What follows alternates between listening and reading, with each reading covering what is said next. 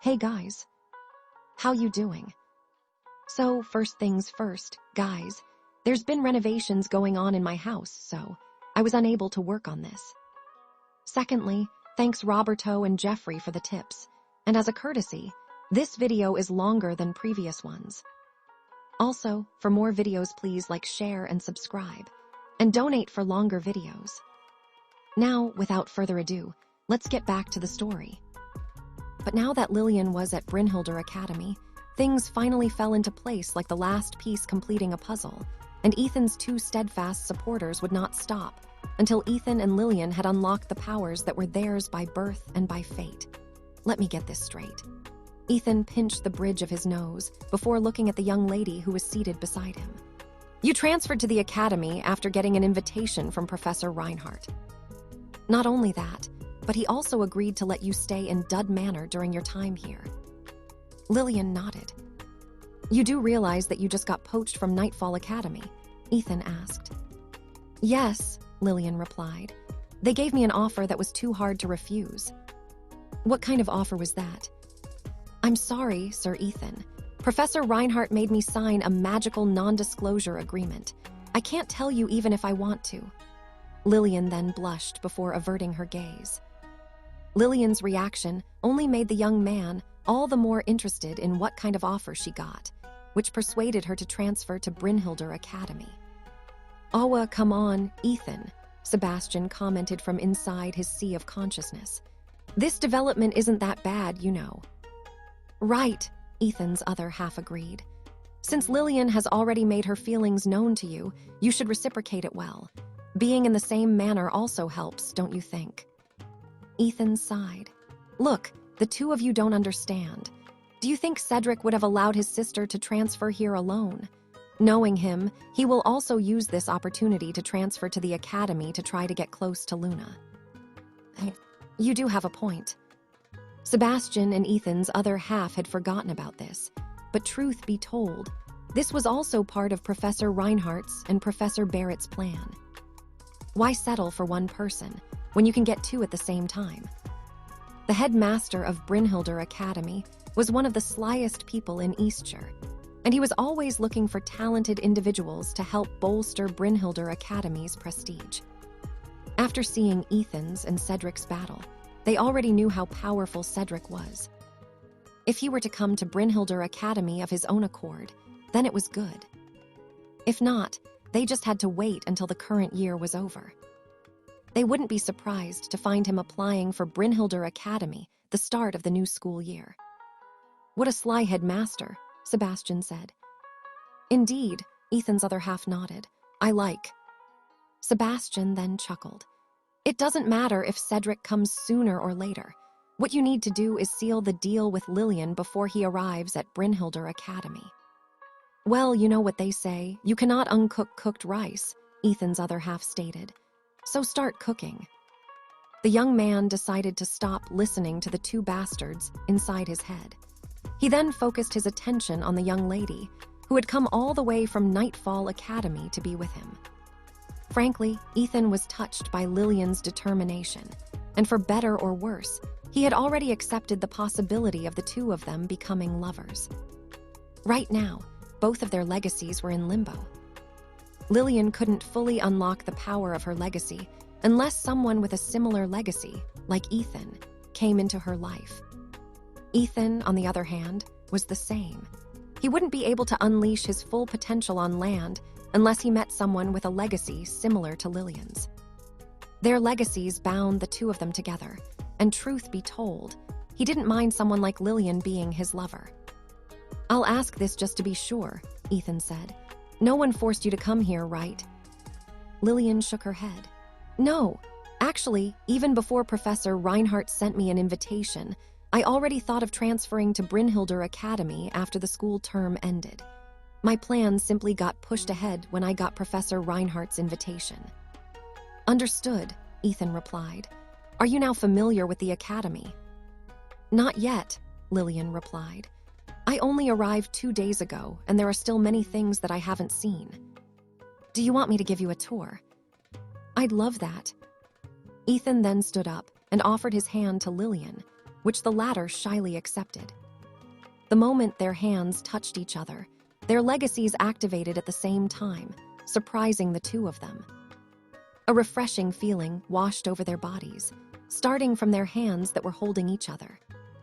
It's like we're a match made in heaven, Lillian thought as a faint smile appeared on her lips. I'm glad I transferred here to Brynhildr Academy. Ethan was also at a loss of words.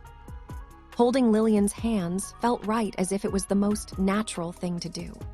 This wasn't the first time that he had held her hand, but this was the first time he experienced something like this. Maybe it's because the two of you shared a kiss in the past, Sebastian stated. Do you remember? After Lillian kissed you, your control over water became stronger too. Maybe this is just the aftereffect of when she truly recognized you as her partner, and you, on a subconscious level, have recognized her as your partner as well. The moment these conditions are met, your two legacies synchronized and strengthened each other, creating this phenomenon. Ethan couldn't find a way to refute Sebastian's words, so for the time being, he accepted this possibility. He then walked hand in hand with Lillian, taking her to see the sounds and sights of Brynhildr Academy, earning them the stares of the people who saw them together. Hey, isn't she the girl from Nightfall Academy? What is she doing here? Didn't you know? I just heard yesterday that she transferred here. What? Then is she perhaps in Equus Manor? No, I haven't seen her in Equus Manor. Maybe she's in Terra Manor. More than half of the beautiful ladies in the academy are in Terra Manor.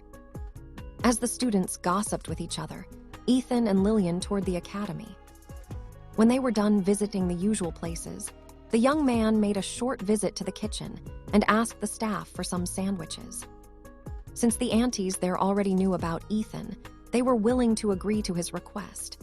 However, when they saw the young lady beside him, they decided to make more sandwiches and place them inside a basket. They even added a jar of orange juice and 2 wooden cups to complete the setup. Now, you two young ones enjoy a little picnic date together, okay? One of the aunties said while winking at Ethan.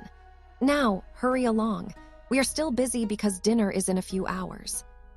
After being shooed away from the kitchen, Ethan took Lillian to the back of the academy where the lake was located.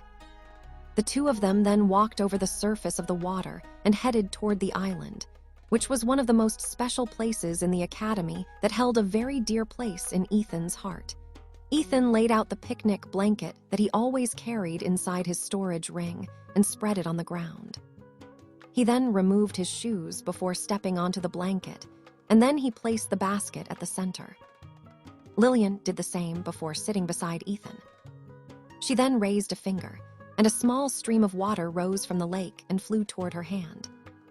Even without using her wand, she could manipulate water at will, which was all thanks to her unlocking the first level of her legacy. She used the water to clean her hands before sending it back to the lake. Lillian then opened the lid of the basket and picked up one of the sandwiches that were placed there. "Ah," Lillian said as she prepared to hand-feed Ethan, making the young man blush. This was a very rare experience for Ethan because he had matured a lot after his experiences in the lands of Alastair. Perhaps he was affected by Lillian's innocence, boldness, and love for him, making him feel special. Of course, since they had already reached this stage, Ethan opened his mouth and took a bite of the sandwich offered to him. "How is it?" Lillian asked. "Very good," Ethan replied. Lillian then smiled and puffed up her chest a little, which made Ethan chuckle. "You're not the one that made these sandwiches, you know," Ethan said in a teasing tone. "Food tastes better when you share it with friends, and it tastes most delicious when you share it with the person you love," Lillian said in a calm manner, despite the redness of her face. "The reason why this sandwich is delicious is because I am hand-feeding it to you, Ethan." "Then, have you hand-fed others in the past?" Ethan inquired. Lillian shook his head. "You are the first person that has made me feel like doing something like this." "I'm honored." "Well, you should be. Not many will have the privilege of getting special treatment from me, you know." The two bantered lightly, and because of this, Lillian's way of talking to Ethan flowed more smoothly and casually. It was no longer formal, like how she talked to him in front of everyone else. She had even dropped the sir from her usual address to him and simply called him Ethan, enjoying their time together. After she finished feeding Ethan a sandwich, the young man also raised a finger, calling out a stream of water from the lake so that he could wash his hands. This time, he took the initiative to hand-feed a sandwich to Lillian, making her already red face a shade redder. The young man watched as she took a bite out of the sandwich, making him smile. "Look at her nibbling at her food. She's like a cute little pet," Ethan's other half commented. "Definitely a keeper." Sebastian, on the other hand, just chuckled on the side, enjoying this cute interaction between the two teenagers. The hours passed swiftly, and the sun slowly set on the horizon. Ethan and Lillian were both full, so they didn't plan on having dinner together. The two sat beside each other and made things out of the lake water. Lillian created dozens of water butterflies that flew around her and Ethan. Seeing how easily she had done it proved that her control over the lake water was more refined than what the young man could do. Ethan was in a playful mood as well, so he created an eagle out of the water with a wingspan of 2 meters. Seeing this, Lillian also made an eagle, and the two competed on who could make the best aerial exhibition between their 2 eagles. While this was happening, the emblem of the sea god's trident glowed faintly on the back of Ethan's left hand. Ethan was using his right hand to manipulate the eagle, so he didn't notice that the sea god's trident had snuck away and dove down to the bottom of the lake. The surroundings were turning dark now, and the two were already planning to leave so they could return to the dorm when, suddenly, countless golden lights emerged from the surface of the water and hovered in the air like fireflies. "Wow," Lillian exclaimed after seeing such a beautiful sight. "Is this a regular occurrence for this lake at night, Ethan?" "No," Ethan replied. "This is the first time I've seen something like this." A moment later, countless golden lights glowed on the lake, making it look like a sea of golden stars. The golden lights that hovered in the air only made this spectacle more awe-inspiring, leading Lillian to lean her head on Ethan's shoulder as her hands intertwined with his. Sebastian, who was the mastermind of this beautiful scenery, was still not done being Ethan's wingman. "An Little Mermaid song coming through." "Percussions," Sebastian said softly, and several xylophones made from water started to play a soft melody. "Strings." Several lyres made up of water started to strum their strings. "Winds." A faint and refreshing breeze blew across the lake, setting the mood for a performance. "An Little Mermaid song coming through." Sebastian's singing voice reverberated in the surroundings, making Ethan's body stiffen. "There you see her," Sebastian sang, "sitting there across the... She don't got a lot to say. But there's something about... And you don't know why. But you're dying to try. You want to kiss the girl Tilda." Ethan fought the strong urge to facepalm when he heard the song, while Lillian looked around her surroundings, trying to find the source of the singing voice. Ethan's other half laughed inside his sea of consciousness because he was very amused with Sebastian's antics. In the end, he decided to join his comrade to help set the mood for the two teenagers, who were having a romantic moment together. The worst part was that Ethan's other half used the young man's voice to sing the next part of the song, and he used his most suave voice to sing it, articulating every word, which caused Lillian to blush. "Yes, you want her. Look at her, you know you do. Possible she wants you too. There is one way to ask. It don't take a word. Not a single word. Go on and kiss the girl Tilda." If earlier Ethan wanted to facepalm due to Sebastian's antics, this time he wanted to dig a hole to bury himself in after hearing his other half singing, using his own voice. But he did his best to stop himself from doing that, because he felt that Lillian was now holding onto his body a little tighter than usual. As if waiting for that moment, the two bastards sang together, as if they were planning to push the young man off the cliff, sealing the deal. Shalalalale. My oh my Tilda. Look like the boy too shy. Ain't gonna kiss the girl Tilda. Shalalalale. Ain't that sad? Ain't it a shame? Too bad. He gonna miss the girl Tilda. Lillian looked up at Ethan with expectations, the golden lights in their surroundings illuminating her beautiful face. Although she was as red as a tomato, it didn't hide the fact that she was indeed a very beautiful lady, whom many men would want to refer to as their lover. The two wingmen continued to sing, dragging out the mood to maintain the moment. In the end, Ethan was caught in the mood as he lowered his head to kiss the soft lips of the young lady, who had traveled thousands of miles just to be with him. Even though the music had slowly faded in the background, the sound of two people kissing echoed faintly in the quiet night. It was a kiss of acceptance, as well as a promise for a future where they would walk side by side together, facing the challenges that the world had in store for the two of them. Right now, I'm probably the happiest girl in the world, Lillian said softly as she buried her head in Ethan's robes, trying to hide the look of embarrassment on her face. You're exaggerating, Ethan replied as he looked up at the starry sky. I'm not the kind of person you think I am, Lillian. The two of them lay on the picnic blanket, holding onto each other. The golden lights illuminating the lake earlier were gone, and only the light of the moon and the stars in the sky shone down upon them.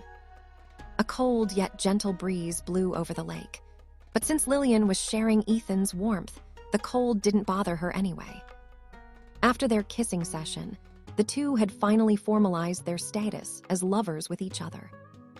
Lillian was ecstatic with this development because she initially estimated that she would have to spend an entire school year in order to make Ethan agree to become her lover. However, before Ethan agreed, he told her about the status of his love life. He told him about Lily, Luna, and Emma. The young man also told her about his latest breakup with Chloe, which surprised the young lady very much.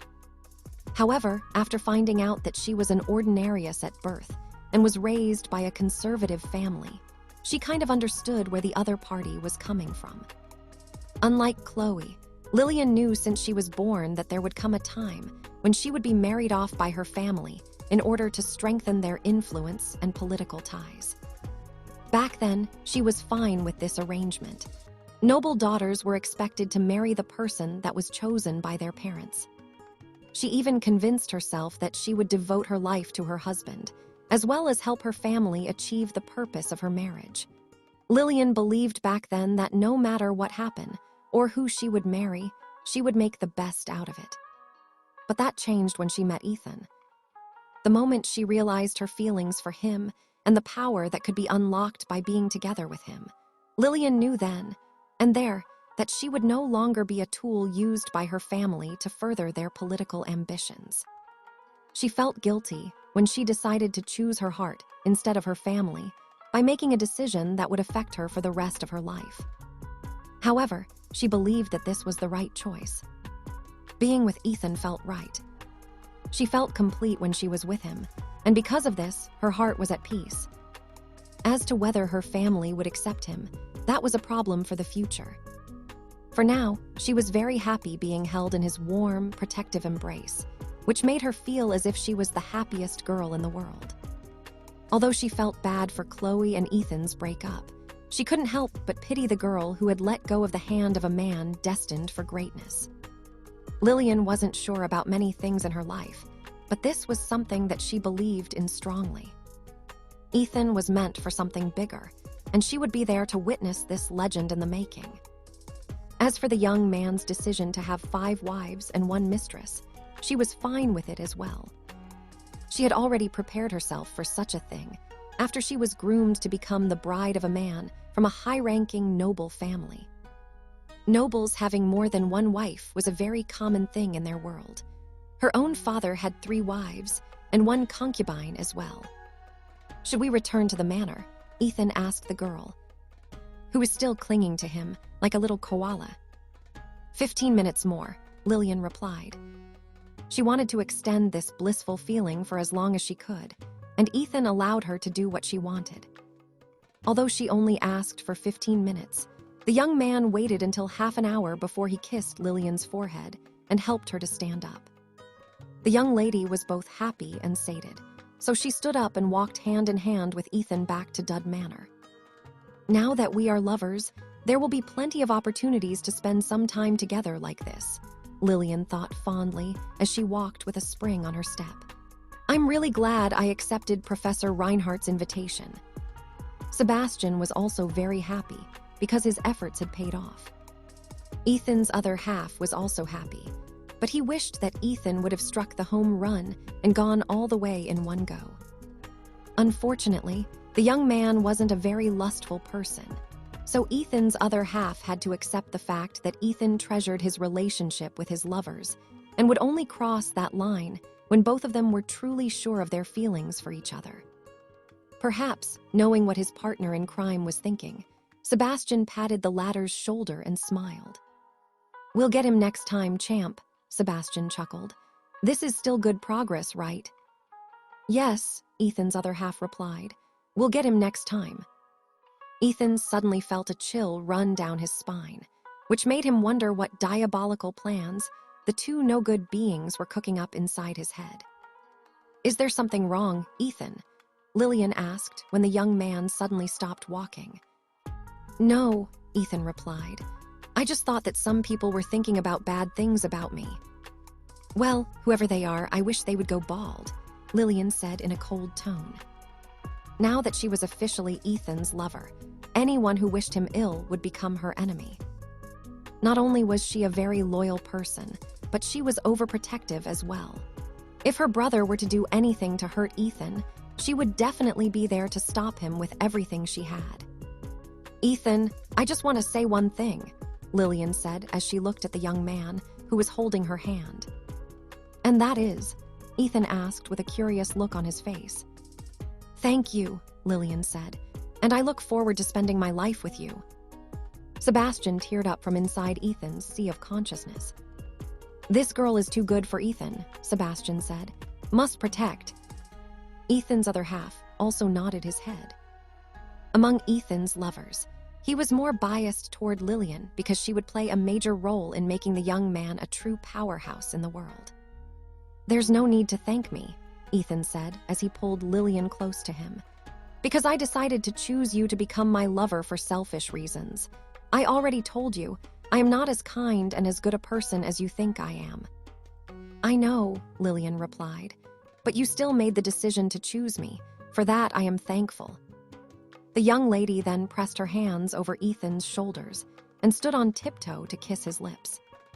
The kiss was gentle and lasted for only 3 seconds at most, but it was enough to convey Lillian's true feelings to him. I worry a little about the future, Ethan replied before wrapping his arms around Lillian and lowering his head to kiss her lips. With such an adorable and loving girl as his lover, Ethan knew that he would not be able to let go of Lillian once he truly fell in love with her, who had every intention of staying by his side forever. When Ethan and Lillian arrived at the Dud Manor, they saw Luna waiting for them in the common room. She and the others had decided to give Ethan and Lillian some alone time to talk in private, which Lillian thought was very considerate of them. However, a single glance at their intertwined hands was enough to tell Luna about the current status of their relationship.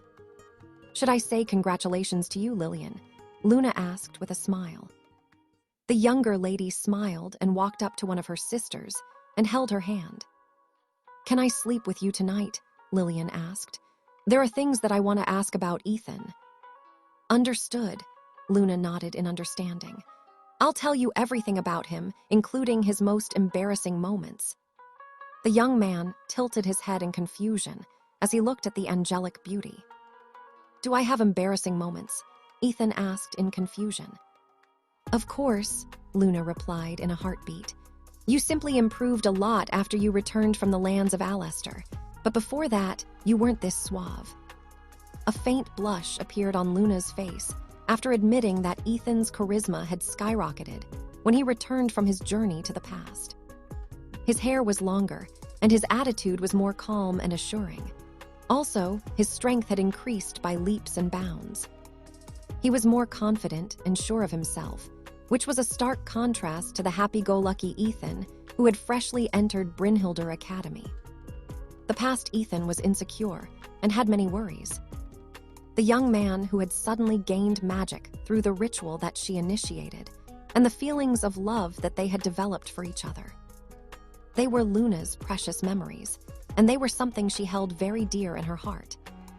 Even now, she felt honored and happy with the fact that she played a major role in allowing the young man to achieve the things that he currently possessed. It was through her magic that Ethan finally managed to take that first step in fully embracing the magical world. A world where she belonged and was now an inseparable part of his world. Suddenly, the door of the manor opened, and two people, whom Ethan hadn't seen in a while, appeared in the common room. They were none other than Noah, the handsome silver-haired boy, and George, whom he hadn't seen since he went with Henry to complete his legacy trial. "Ethan, my boy, have you heard the latest rumors?" George said with a smirk on his face. "What rumors?" Ethan arched an eyebrow. George glanced at Lillian, who was chatting with Luna, before walking closer to Ethan to whisper something in his ear. "The rumor is saying that you seduced Lillian to transfer here to Brynhildr Academy," George whispered. "And you did it after your match with her brother, Cedric." "That's not true," Ethan replied. "I didn't seduce anyone." "Aish," George facepalmed before giving Ethan a look of disdain. "Noah, this guy is saying that he's not seducing anyone. Can you tell him in simple terms that even a baby can understand?" Noah smiled bitterly before nodding her head. "Do you remember that when you fought Cedric, you did it topless?" "Yes," Ethan frowned. "What does that have to do with this?" "Well, it seems that your deity-like body seduced a lot of ladies during that match," Noah replied. "Ethan, do the guys here in the academy a favor and never fight topless again. Even my girlfriend is telling me to train a little harder, so I can have a body like yours." George nodded. "I mean, even though my body is better than yours, I hate to see you strutting in the academy like that, man. Give the single guys a chance, will you?" Luna and Lillian, who were both listening to the exchange between the boys, couldn't help but giggle. Lillian had dreamed about being held by Ethan while he was topless many times since the day she saw his body. Luna, who had already had the privilege of being embraced by Ethan, could attest that she was also mesmerized by how perfect her lover's physique was. But despite how powerful it was, his touch and caresses were very gentle and filled with love, making her heart shudder whenever their bodies joined together. "Lillian, tell me the truth," George approached the young lady with a smile. "Did Ethan seduce you? Don't worry, I'll make sure to not spread it tonight." "Only tonight?" Lillian asked, raising her eyebrow. "Yes," George nodded sagely. "Tomorrow is another day, and there is an ongoing bet between the guys whether you were seduced by Ethan or not to transfer to the academy." The young lady gave Ethan a sidelong glance before shifting her attention to George. "I developed a crush on him when I saw him in Nightfall Academy," Lillian replied.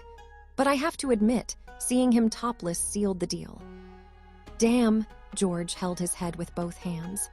"I should have betted more. I should have gone all in. I would have gotten at least 10,000 merit points if I did that. Wait, maybe there is still time." George hurriedly left the Dud Manor in order to meet with the gambling honcho of the academy. That person would always open a betting house in Brynhildr Academy whenever there was a good opportunity to earn quick cash and merit points. Noah shook his head helplessly before patting Ethan's shoulder. "Remember, no more going around topless in the academy," Noah stated. "If you do it one more time, all the guys will treat you as public enemy number one. I'm not kidding." After saying those words, Noah went up the right stairs to head to the dorms for the boys. The dorms for the boys and girls were separated, but there was no rule that they couldn't visit each other. This was why Luna was able to visit Ethan's room anytime she wanted. Ethan walked towards his two lovers and placed his hands on his waist. "Is it really that bad?" Ethan asked. "Going topless, I mean." Luna and Lillian glanced at each other before nodding their heads at the same time. I don't mind if you take your clothes off in front of me, but you are not allowed to show the other girls your body, Luna stated with a serious expression on her face. That's right, Ethan, Lillian replied before standing up to whisper something in his ears. Just like our bodies are for your eyes only, your body should be for our eyes only. Would you like it if other guys were to see us topless? Of course not, Ethan replied in a heartbeat. Then that's your answer, Lillian smiled before sitting beside Luna. So make sure to not do it again, okay? Ethan nodded seriously. The three of them then chatted for half an hour before Luna and Lillian left and went to the girls' dorms for some girl talk. Ethan returned to his room to rest. As soon as he closed the door of his room, Lilith jumped out of the shadow and sulked in the corner of the room. What's wrong, Lilith? Ethan asked. Are you hungry? The young man then took out the picnic basket from his storage ring. There were still 3 sandwiches left on it because he and Lillian couldn't finish everything. Don't mind me, Master, Lilith replied. Just rest for now, you still have classes tomorrow. Okay, Ethan nodded. You rest early as well. The young man then walked towards the bathroom to take a quick shower before bed. Lilith, on the other hand, sighed deeply. She was starting to feel depressed about constantly being with Ethan. The reason? It was because she felt envious of his lovers. Lillian had just arrived at the academy, but she had already been kissed numerous times by Ethan. The most annoying thing was that there was even music playing when it happened. There were even people singing. Just like Lillian, Lilith was unable to find the source of the voices who sang at the lake. Even after extending her senses to the maximum, she was unable to pinpoint their location. If not for the fact that her master didn't seem to be bothered or alarmed by the singers, she would have definitely dragged him and Lillian away from the lake by force. I can't get used to this, Lilith muttered helplessly.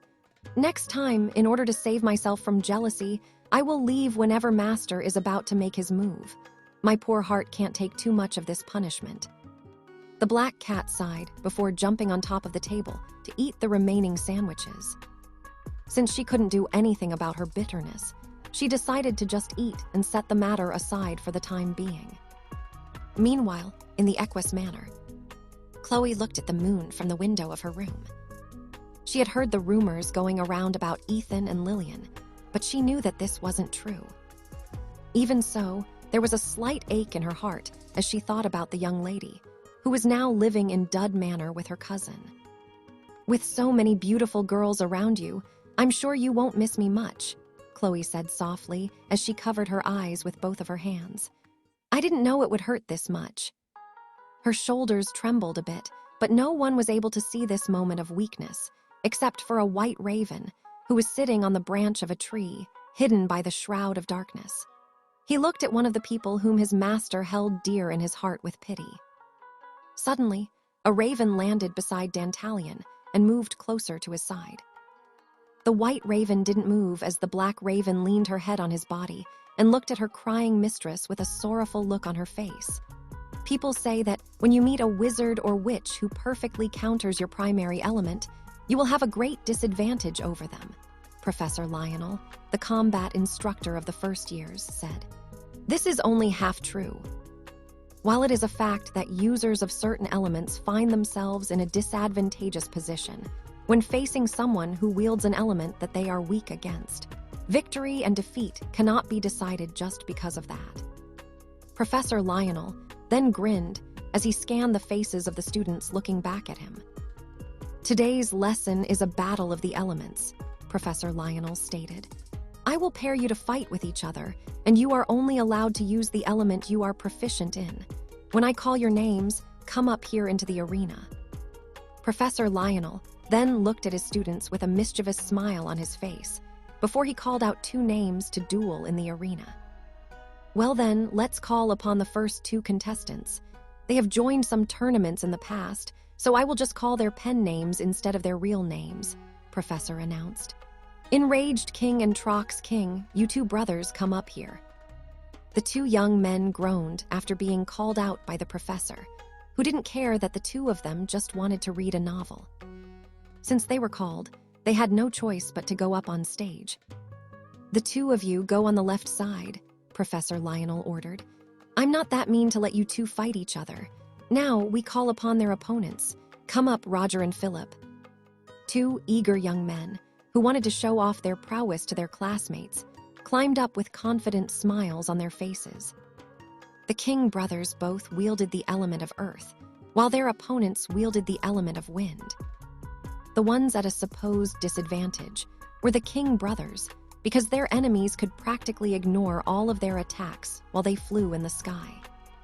Even so, the two didn't show any signs of weakness on their faces. They looked as if they were merely facing two extras in one of the novels that they read to help them pass the time. "Are both sides ready?" Professor Lionel asked. "Ready," Trox King replied, while his brother, Enraged King, just nodded his head. "More than ready," Roger stated. "Let's do this." Philip took out his wand, showing his eagerness to fight.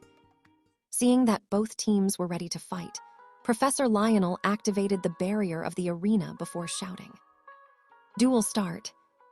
As soon as the battle started, Roger and Philip both used Leviticus to make themselves float in the air. A moment later, they unleashed a barrage of wind blades at the two brothers, who had already expected this would happen. Trox King waved his wand in front of him as he chanted, "Magnum Juris Terri." Several walls of earth that were over 4 meters tall rose up from the ground and blocked the barrage of wind blades that were aimed in their direction. While their opponents were busy bombarding them with wind blades, Enraged King took the opportunity to counterattack. Spike-a-Terri. Several earth spikes flew from the tip of his wand and shot toward his opponents who were in the air. Roger and Philip nimbly dodged to the side, effortlessly evading the attacks that came from the ground. "Can't you throw something faster?" Roger said in a teasing tone. "That was so slow, I almost fell asleep before evading it." "Right," Philip nodded. "You better do everything in your power to win before I use my special move." The King brothers ignored the taunts of the two people, who were mocking their battle style. What Roger and Philip didn't know was that Enraged King was simply testing how fast their reaction time was. After knowing that his opponents weren't as mobile in the air as he thought they would be, he glanced at his brother, who nodded back at him. The two brothers then crouched down on the ground, enveloping themselves within a dome of earth. Roger and Philip thought that their opponents planned to become turtles and not come out of their defensive shell for the remainder of the battle. Because of this, they unleashed their strongest wind spells with the intention of piercing through their earthy defense. But just as their attacks were about to land on the dome of earth, something unexpected happened. Countless spikes emerged all around the arena and shot up in the air. The majority of these spikes were targeting the two flying wizards, forcing them to defend themselves with powerful gusts of wind in order to repel the earth spikes that were flying in their direction. However, the earth spike barrage continued, bombarding the two flying wizards ceaselessly. The barrage's speed and piercing power increased with each passing second. Suddenly, the earth spikes started to spin rapidly as they flew toward their targets. This time, their attacks passed through the gusts of wind that the two wizards unleashed, making Roger's and Philip's eyes widen in shock.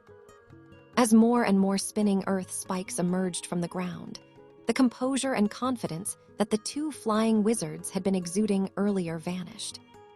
They were hard-pressed to dodge and defend themselves from the earth spikes that were endlessly coming at them. Finally, one of the earth spikes hit Roger's arm, making the latter instantly turn into particles of light and reappear outside of the arena. Any lethal blows would trigger the defensive magic that was placed on the arena, preventing anyone from dying. Half a minute later, Philip appeared behind his comrade with a bitter look on his face. "Winner, the King brothers," Professor Lionel shouted, making everyone in the surroundings cheer. "That was an amazing performance," Professor Lionel stated. "Both of you will be awarded with 200 merit points." "Thank you, Professor." The King brothers were very happy with the rewards they gained from the battle, and left the arena with smiles on their faces. Now that the warm-up is over, let's continue with the main event, Professor Lionel smirked. Lillian and Chloe come up on stage.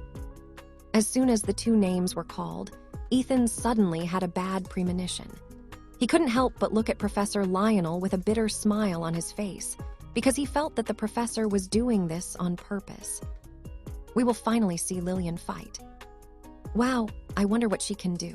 She specializes in water magic, right? Does this mean that Chloe is at a disadvantage in this matchup?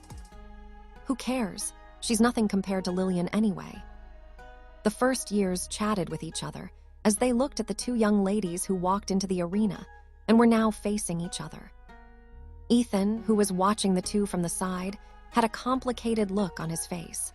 He didn't know whom he should cheer for between the two, since both of them were important to him. "I'll do my best to win, Ethan," Lillian said with a smile. "I'll win this for you." The boys, who were cheering on Lillian earlier, all quieted down. All of them then glared at Ethan at the same time, making Professor Lionel chuckle. "So, the rumors are true, huh? Damn, don't hold me back, brother, I'll beat the crap out of Ethan." "Bro, no one is holding you back, okay? Go, no one is stopping you." Chloe stood in the arena with a composed look on her face. Her grip on her wand was a bit tighter than usual, but aside from that, she didn't show any signs of anxiety on her face. "This is going to be fun," Nicole commented on the side as she used her elbow to nudge the young man beside her. "Who do you think will win?" "I don't know," Ethan replied. "Let me change my question then," Nicole smirked. "Who do you want to win?" Ethan remained silent. This was a question that he refused to answer right now because either answer would bite him back in the future. Since that was the case, he decided to remain silent and see who among the two ladies would win their face-off against each other. "Are both of you ready?" Professor Lionel inquired. "Ready," Lillian replied. Chloe simply nodded and waited for the duel to start. Seeing that the two ladies were ready, Professor Lionel raised his hand and declared the start of the battle. Duel start. As soon as the signal to fight was given, Lillian immediately pointed her wand at the ground in front of her and chanted. Aqua Fluctus. A surge of water spread outward. Lillian's plan was to create a pseudo-domain of water, allowing her to overpower her opponent by turning the battleground into an advantageous battlefield for her. Chloe, who realized what Lillian was planning to do, didn't hesitate and made a slashing gesture with her wand, as if she were holding a sword. Ignis Fluctus. A surge of fire burst outwards, threatening to immolate anything it passed through. When the two sides collided, a scalding steam of smoke rose in the air, but Lillian only smiled after seeing Chloe's reaction to her opening attack. Just as Lillian expected, her wave of water overpowered Chloe's fire wave and slowly pushed it back towards its master. When Ethan saw this, a sigh escaped his lips because he already knew who was going to win the duel, and it was none other than.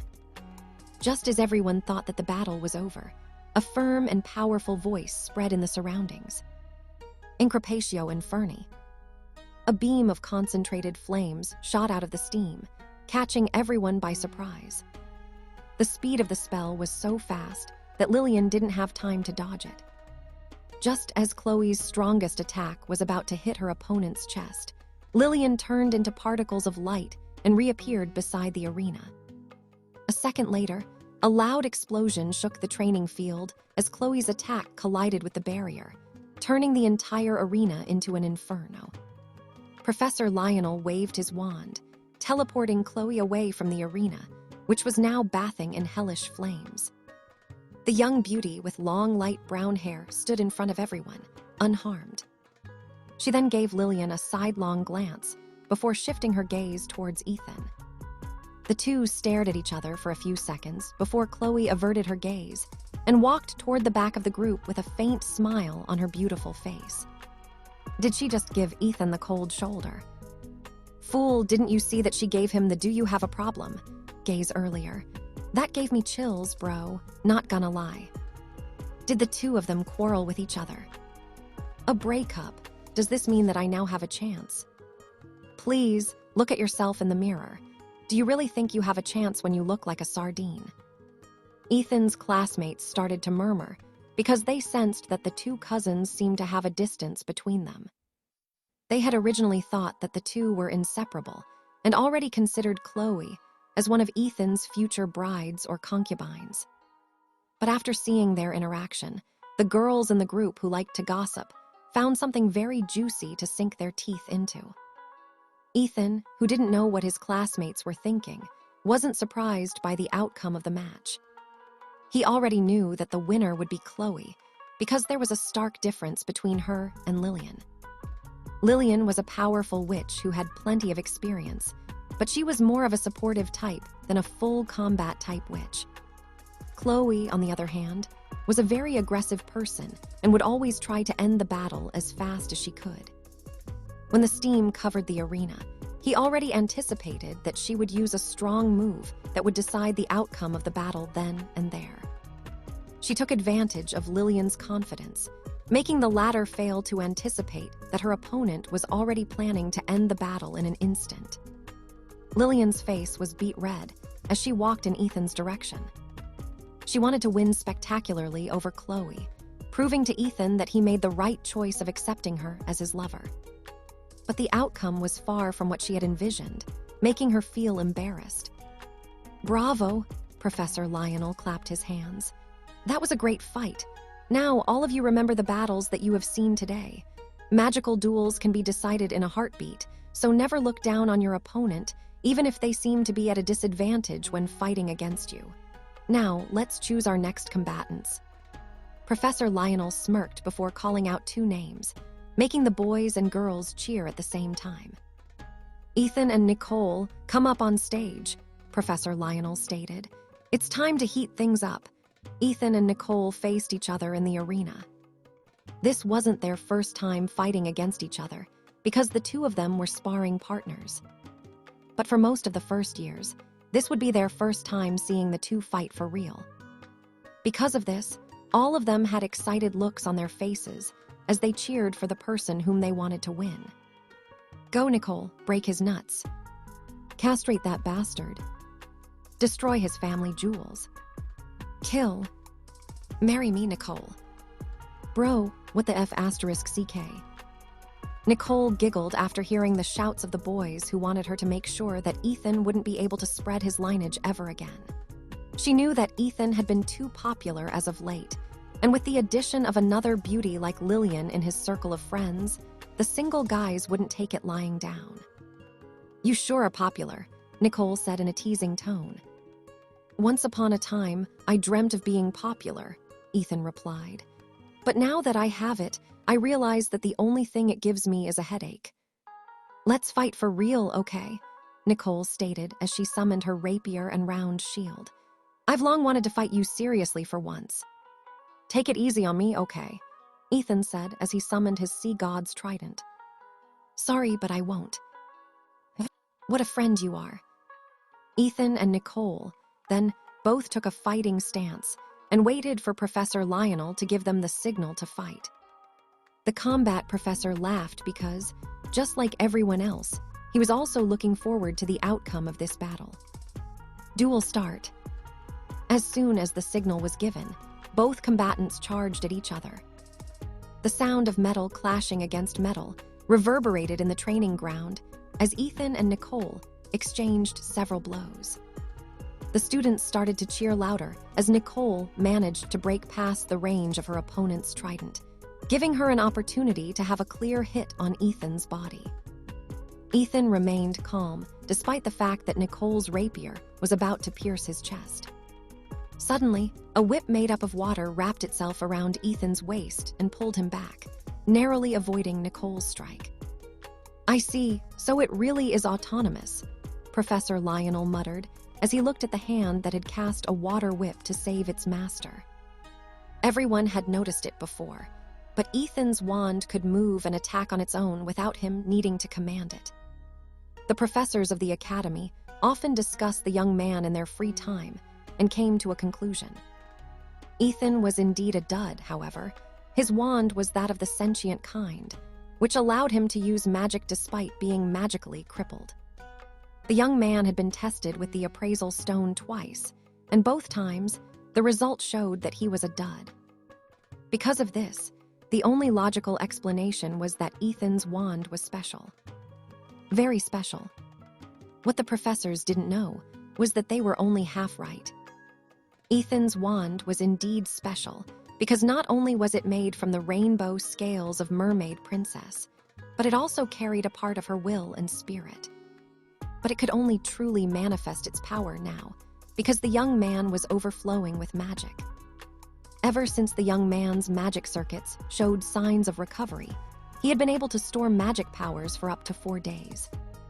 Because of this, he could use spells without worrying about running dry. He could even cast partial resonance and keep more than half of his magical reserves, giving him more flexibility in long fights. "That wand of yours is really annoying," Nicole commented as she unleashed a barrage of ice bullets at the young man, who had been pulled out of her strike range. "Don't call her annoying," Ethan replied. "She likes to hold grudges." As if proving his point, Ethan's wand unleashed countless water whips, shredding the ice bullets that Nicole had cast. While this was happening, Ethan landed on the ground and slammed the end of his sea god's trident, causing a surge of water to spread across the arena. This was the same technique that Elyon used during her fight with Chloe to gain a territorial advantage against her opponent. The magical fencer smirked as she stabbed her rapier into the arena and cast her own ice domain.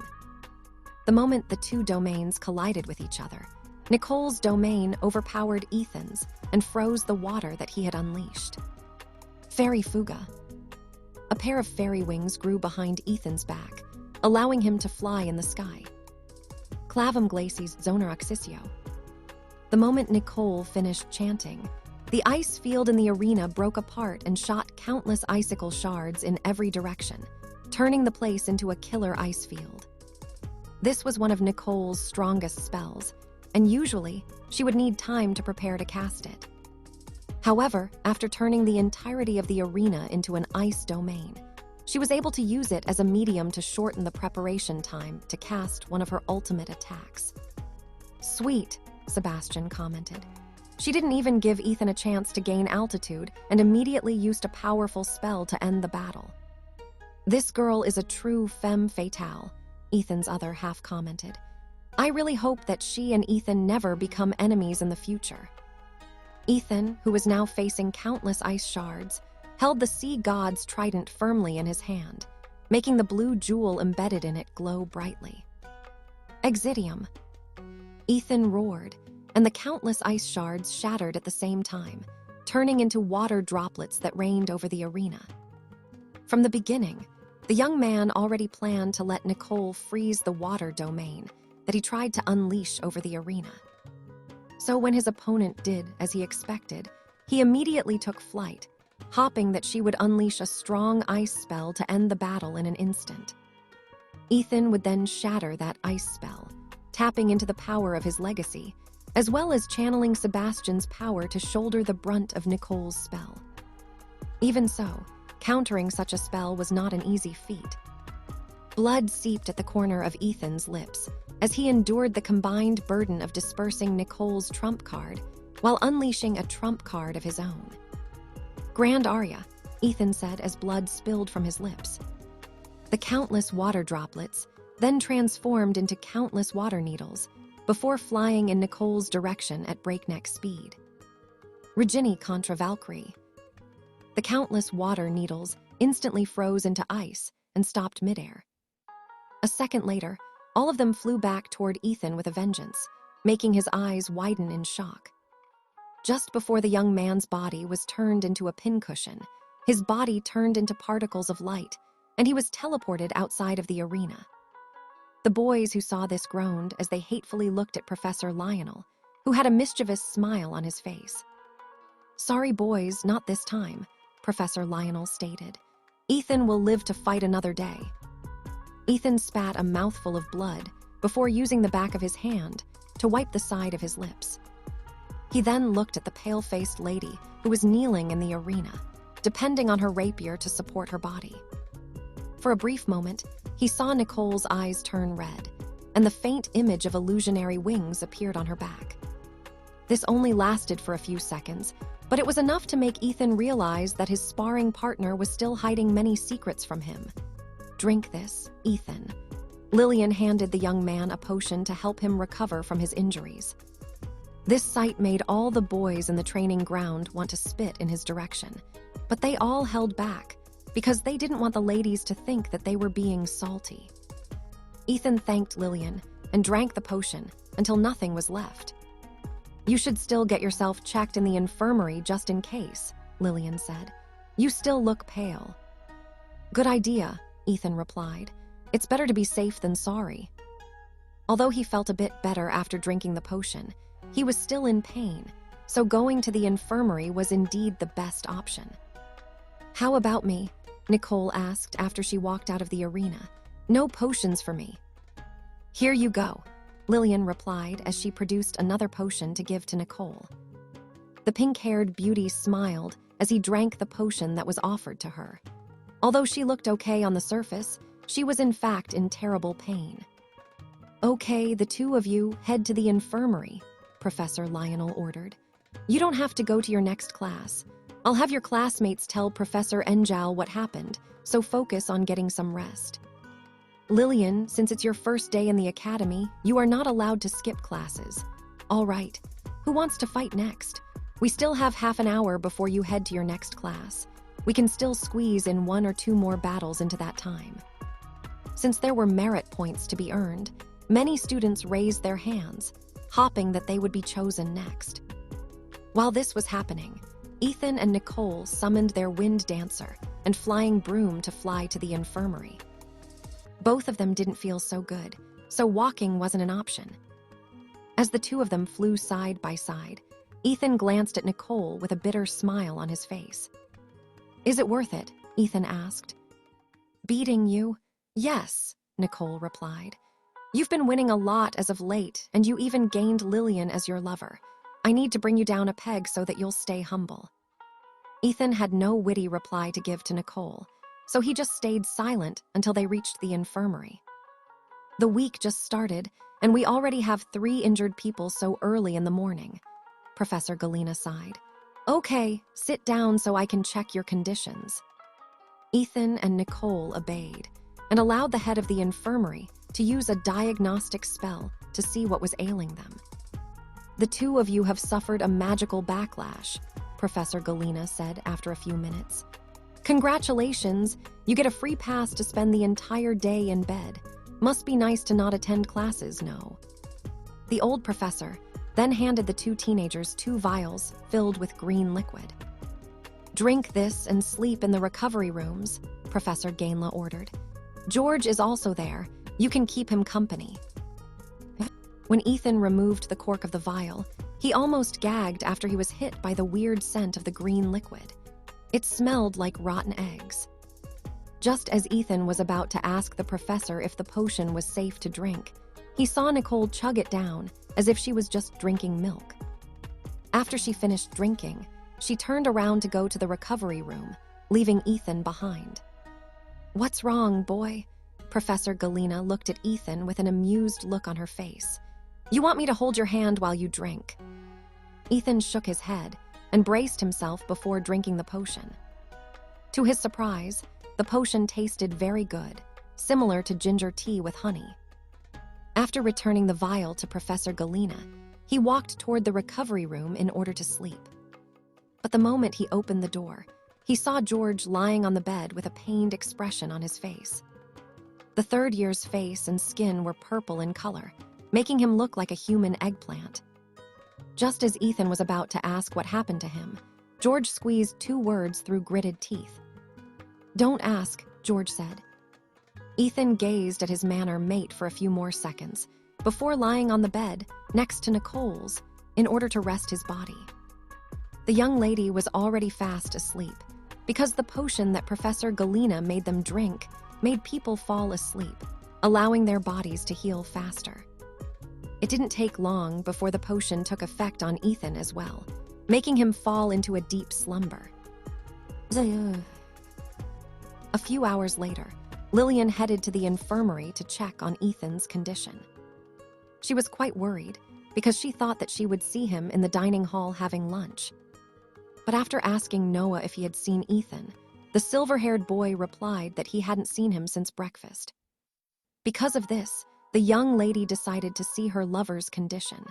Along the way, she saw Chloe walking back to her manor. Lillian hesitated for a brief moment before deciding to call out Ethan's cousin, whom she had fought in a duel earlier. "Good afternoon, Chloe," Lillian greeted. "Good afternoon," Chloe replied. "Are you free right now?" Lillian asked. Chloe nodded. "I still have 2 hours before my next class. Do you need me for something?" "I just want to ask a question," Lillian said. "But if it's too personal, you can choose not to answer." "Sure." Chloe eyed her cousin's newest lover with a curious gaze. She didn't have much of an opinion about Lillian, and only knew her through Ethan's and Luna's descriptions of her. Her cousin and her best friend told her that Lillian was a sweet and kind girl. However, they also mentioned that although she looked innocent, she was a schemer as well. "Do you regret breaking up with Ethan?" Lillian asked. "You sure don't pull back your punches, huh?" The corner of Chloe's lips curled up after hearing Lillian's question. "I'm sorry. I just genuinely want to know your honest answer," Lillian replied. Chloe didn't answer right away. Instead, she crossed her arms over her chest and closed her eyes. Lillian didn't press her for answers, and silently waited for Ethan's cousin to organize her thoughts. Finally, 3 minutes later, Chloe opened her eyes and smiled. "I do regret it," Chloe replied, "but at the same time I felt relieved." "Relieved?" Lillian frowned. "Why?" Chloe gave Lillian a mischievous gaze before answering. "No comment." After saying what she wanted, the young lady with long brown hair walked away, leaving Lillian to ponder the meaning behind her words. After waking up, Ethan and Nicole felt very refreshed but also very hungry. Both of them slept through lunch and dinner, and by the time they woke up, it was already 11 in the evening. Fortunately, Professor Galena knew beforehand that they would be waking up around this time, so she asked her assistants to bring some food from the kitchen and set it on the table for the two to eat. "Aren't you going to ask me something?" Nicole inquired after she finished eating. "Everyone has a secret or two," Ethan replied after finishing his cup of fruit juice. "Okay, let's talk about something else then." Nicole gave the young man a mischievous smile, making Ethan groan internally. "You remember that I asked you for a favor in the past, right?" Nicole rested her chin on the palm of her hand. "It's about time I cash in on that favor." Ethan nodded, because this was something that the young lady had asked of him many months ago. "There is a dungeon near Grandshire, and I need to reach its 20th floor, Nicole stated. "I'll need your help to get there." "Tell me the details of this dungeon," Ethan said. Nicole told him the information about the monsters that could be found on the different floors, and Ethan listened from start to end without saying anything. Nearly half an hour later, Nicole finished her explanation and looked at her partner in crime with a solemn expression on her face. "Will it just be the two of us going?" Ethan inquired. "No," Nicole replied. "I'm allowed to bring 2 people with me. You and I will be the frontliners, and we only need a healer." "So, have you found one?" "Of course. I have a friend from Terra Manor. She's in her 2nd year." "Does she have experience in going into dungeons or working together with a group of people?" Ethan inquired. Nicole nodded. "I need people with fighting experience. A novice will not last long in where we are going." "So, when will we leave for the dungeon?" "On the same day that the mission hall opens again. I will personally make the request, and you and my friend will accept my commission." Ethan pondered for a bit before nodding his head. Not everyone was allowed to take the missions posted in the mission hall, especially ones that required the students to leave the academy. Professor Reinhardt deemed that it was too dangerous to let the 1st years and 2nd years leave the academy grounds due to the threat of being targeted by rogue wizards and witches who saw Brynhilder Academy as an ever-present thorn in their side. "Who is the 2nd year from Terra Manor?" Ethan asked. "Do I know her?" I don't think so, Nicole replied. You and she have different circles. Does she know that I am coming with you on this mission? Yes. Did she say anything about your choice of teammate? She only said that as long as you don't make a move on her, the two of you can be good friends. Sebastian chuckled after hearing this statement from Nicole. Ethan didn't know that he had garnered a nickname for himself in the academy, and that was Adonis of Dud Manor. This nickname spread far and wide after a lot of ladies saw Ethan fight against Cedric without a shirt on. Some even called him Mr. Juicy, while others called him the single boy's public enemy #1. Regardless of what kind of nickname they used to describe Ethan, one thing was clear. He was one of the top candidates on the Brynhilder Academy bachelor list. What's her name then? Ethan inquired. Her name is Samantha, Nicole replied. Samantha Blackwood. I call her Sam for short. She has long black hair and her eyes have 2 colors, one blue, one green. I believe they call this heterochromia. E/N. As someone who has studied the eyes for several years, I can confirm this. Sometimes she teases people that she can see right through their clothes. I mean, while it is indeed possible, our wizard and witch robes are imbued with magic that prevents that sort of thing from happening. What do you think? Is she perhaps telling the truth or not? Ethan laughed nervously. How would I know? He didn't dare to tell Nicole that he also had the ability to see through the clothes of others, even if they were wearing the uniforms of Brynhilder Academy. The young man wouldn't forget that day, especially since Nicole was one of the ladies who had become an unknowing victim of Ethan's newly gained ability, which was given to him by the mysterious guy that he met in his dream. Of course, his other half told him that he didn't dream that time and that his soul simply wandered. He even called it astral projection, which was something that Ethan was not really familiar with. Why are you blushing? Nicole smirked. You rarely blush nowadays. Seeing you like this reminds me of the old Ethan. You were so cute back then. So for you, the me who was weak and helpless was cute. Ethan arched an eyebrow. Nicole nodded. I liked how hardworking you were. Your gaze filled with stubbornness and desperation made me want to step on you so badly. I was amazed that I was able to hold back during that time. Your stubbornness probably grew on me. Also, I like the underdogs. How about now? Ethan inquired. Do you not like this version of me? Nicole pursed her lips as she looked at the handsome young man in front of her. Both Ethan have their pros and cons, Nicole replied after organizing her thoughts. The current one has more pros than the past Ethan, but the weak you still hold a special place in my heart. I'm afraid that if the two of us were to really fight for real, unleashing both our legacies, one of us is bound to die. Ethan didn't say anything and simply poured himself another cup of fruit juice. He had seen that brief instant when Nicole unleashed the power of her legacy. Although it was short, he understood that it was a very powerful one. However, he had a feeling that Nicole couldn't use this legacy easily because it placed a lot of strain on her body. I pray that a moment like that will never come to pass, Ethan stated. You are one of my closest friends, Nicole. I don't want you to die. Heh, Nicole smirked. You're already assuming that you will be the one who will win when the two of us fight for real. Just where is this confidence of yours coming from? Let's just both agree not to fight each other for real, okay? Ethan commented. I'm sure that you don't want to kill me either, right? Nicole nodded. MMM. After their meal ended, the two returned to their respective manors. Although they were not sleepy, they decided to take it easy and not spar again for the time being. When Ethan returned to Dud Manor, everyone was already asleep. But the moment he entered his room, he found two young ladies lying on his bed, which caught him by surprise. Luna and Lillian were sleeping peacefully on his bed, and both of them were wearing their pajamas. He could understand why Lillian would wear pajamas, but Luna was a bit unexpected. Ever since she had tasted the forbidden fruit, she shifted to wearing nightgowns instead of pajamas. The reason for this was simple.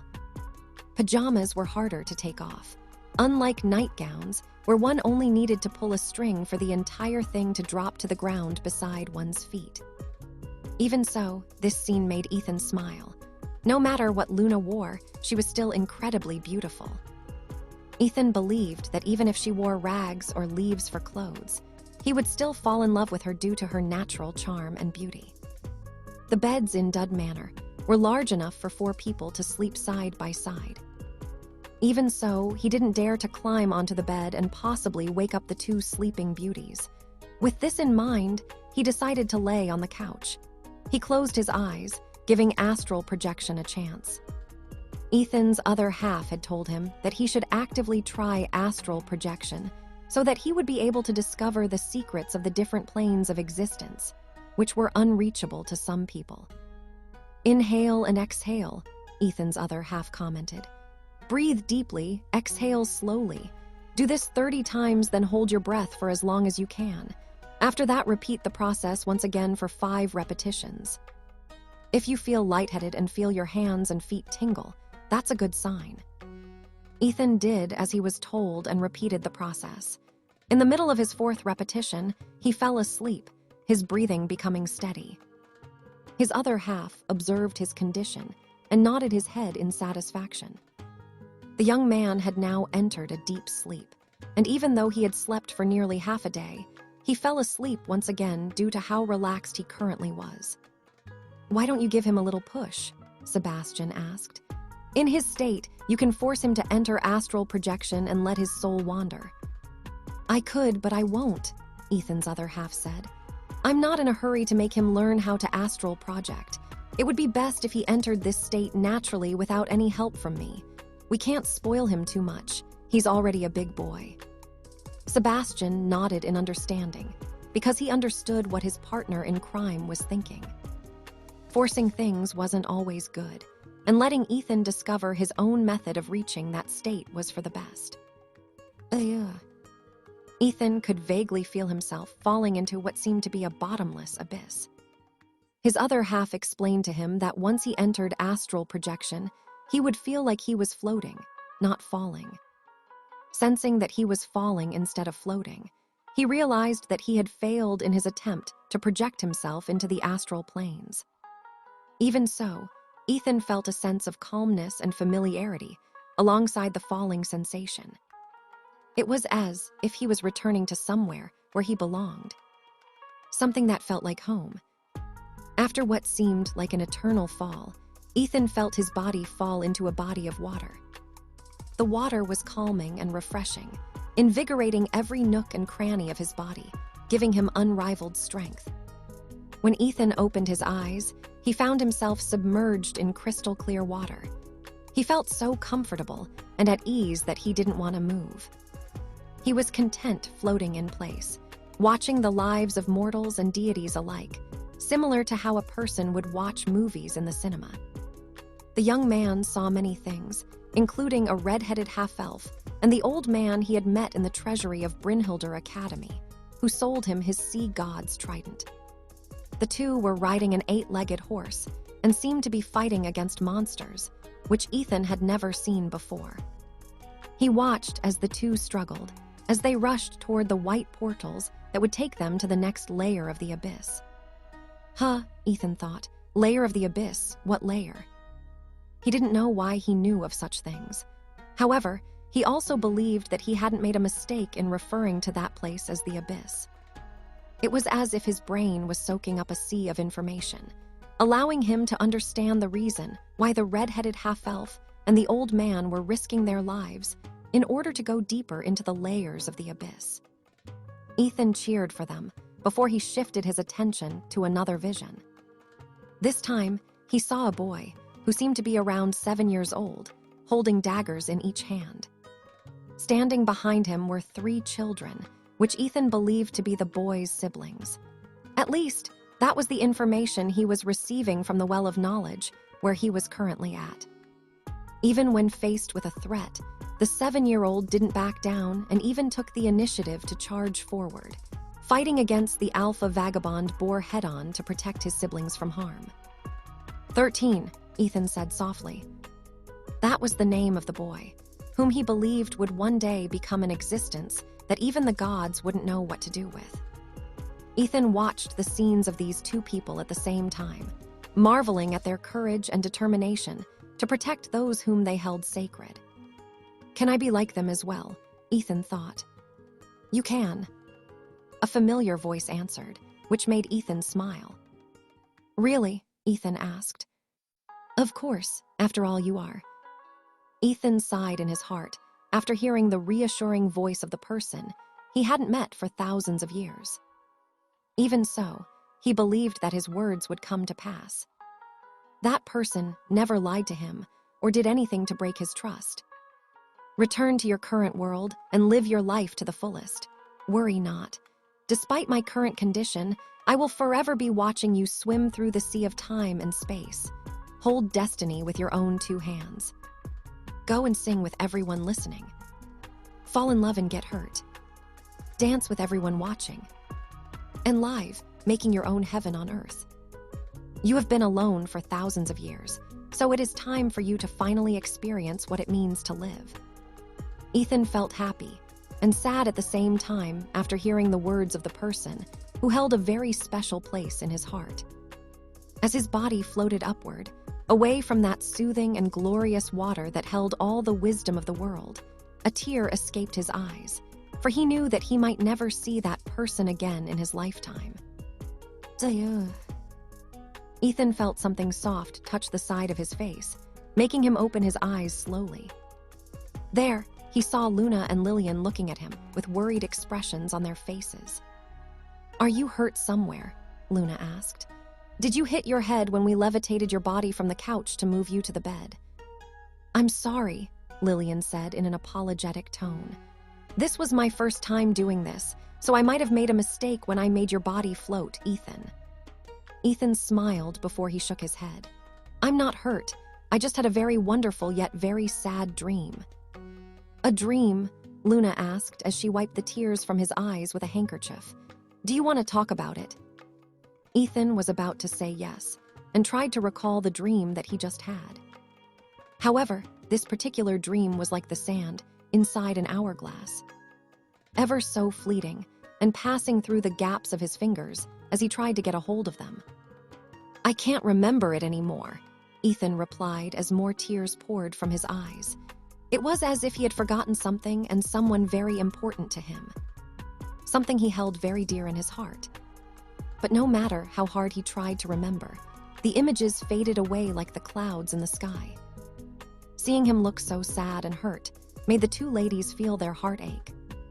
In their eyes, Ethan was like an unshakable tree, standing tall and proud as he protected them from the winds and rain.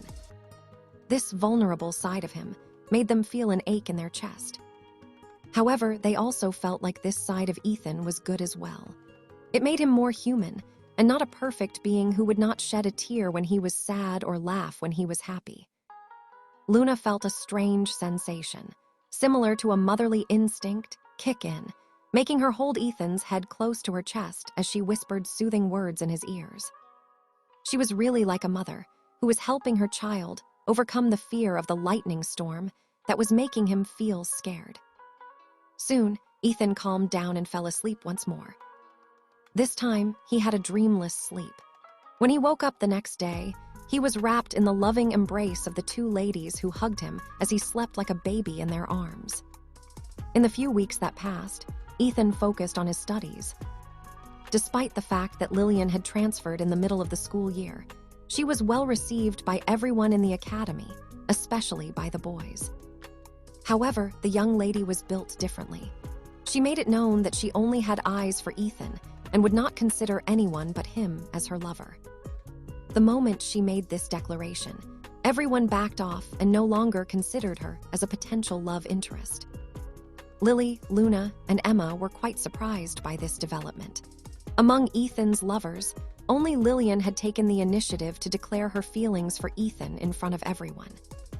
Ethan was just as taken aback as the others when he learned of this fact. So, when someone had casually asked him what he thought about Lillian, he said that the young lady was his lover, shocking the entire academy. But the most shocked of all were the children of the high-ranking noble families. Others might not know who Lillian was, but their inner circle was well aware of her true identity. Nicole, who also knew of Lillian's true identity, only shook her head helplessly. She knew that Ethan would probably regret making their relationship public once this news reached the ears of Lillian's family.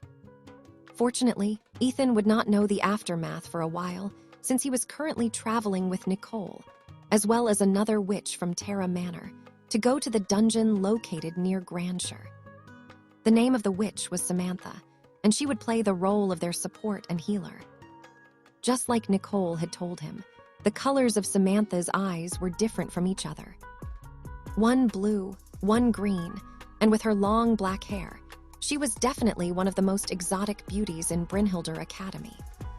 Nicole was the one flying in the lead of the formation, with Ethan and Samantha flying on her left and right sides. They had used teleportation gates to reduce their travel time, but it would still take them 3 more days to reach their destination. "That's one cool broom you have there," Samantha commented as they flew in the sky. "Indeed," Ethan replied, "the one and only in the world. You know, there are rumors about you and your cousin having a falling out," Samantha stated. "She no longer hangs around with your group, and it has been 3 weeks since you were last seen together. Did the two of you have an argument?" "We didn't have an argument." Ethan gave Samantha a solemn gaze. "Then what happened?" "No comment." "Oh, you're no fun." Samantha sighed, because she wasn't able to get the answer she was hoping for. In order to change the topic, Ethan decided to ask Samantha a question. "People say that you can see right through their clothes. Is that true?" Ethan inquired. "Yes," Samantha answered as she gave Ethan a mischievous smile on his face. "And I have to say, you are as juicy as the rumors. Lillian will definitely feel blessed the moment she sees you in your birthday suit." "Then tell me something," Ethan smirked. "What color is the underwear I'm wearing?" "No comment," Samantha giggled. "It's not only you who can avoid answering questions." The young lady even threw Ethan a playful wink before looking at his lower half. Another giggle escaped her lips, making Nicole, who was leading the two of them, smile because Ethan and Samantha seemed to be getting along just fine. The journey was not uneventful. That much was true when the 3 of them suddenly encountered a griffin who was out looking for prey. Unfortunately for it, the prey he targeted knew how to fight back. After being bombarded by spells, making it feel a world of pain, the griffin fled as fast as it could, leaving the 3 teenagers alone. After which they found themselves targeted by a bandit group, with 2 wizards within their ranks. Thinking that they just happened to come across 3 fledglings who didn't know how to fight using magic, they didn't hesitate and tried to capture them. Ethan and Nicole made short work of them, and before the day was over, there were 2 less rogue wizards in the Shire continent. "I already expected it from Nicole since she came from a knight family," Samantha commented. "But I didn't know that you were the same, Ethan. Are you used to killing people?" The young man smiled as he glanced at the witch flying beside him. "I'm sure you've heard the story about me and Lily going back to the past, right?" Ethan inquired. Samantha nodded. "Yes. We were sent to the lands of Alastair, and that was where I first took a human's life," Ethan replied. "We were caught up in a war, so we either killed those who wanted to kill us, or we allowed ourselves to be killed by them instead. It's really that simple." "Did you get nightmares?" Samantha inquired. "I've heard that those who have killed for the first time would often have nightmares after their first kill." Ethan nodded. "I did, and I almost broke at that time. If not for the fact that Lily was there to support me, I might have become completely broken." "Is Lily your secret lover?" Samantha looked at the young man, who was now looking in front of him. "Go on, tell me. I promise I won't tell anyone." "I also promise not to tell anyone that you like to wear sexy purple lingerie," Ethan replied. The young lady's eyes widened in shock before subconsciously placing her right hand over her chest. "How did you know?" Samantha stuttered. "A devil told me," Ethan replied without even bothering to look at the young witch, who was looking at him in disbelief. Ethan didn't activate his ability to check Samantha's underwear. It was his other half who playfully said it after the young lady mentioned that Ethan was as juicy as the rumors. At that time, the young man almost lost control of his wind dancer. Fortunately, his hands were steady, so no one was able to notice that brief moment he saw Samantha wearing nothing but her sexy lingerie, which made his other half comment that she had good taste in her choice of underwear. 2 days later, the group arrived in a small town, which was half a day away from their destination. All 3 of them were already tired from flying for several hours, so they decided to spend the night in an inn and rest. They booked 2 rooms, one room with 2 beds and one with a single bed.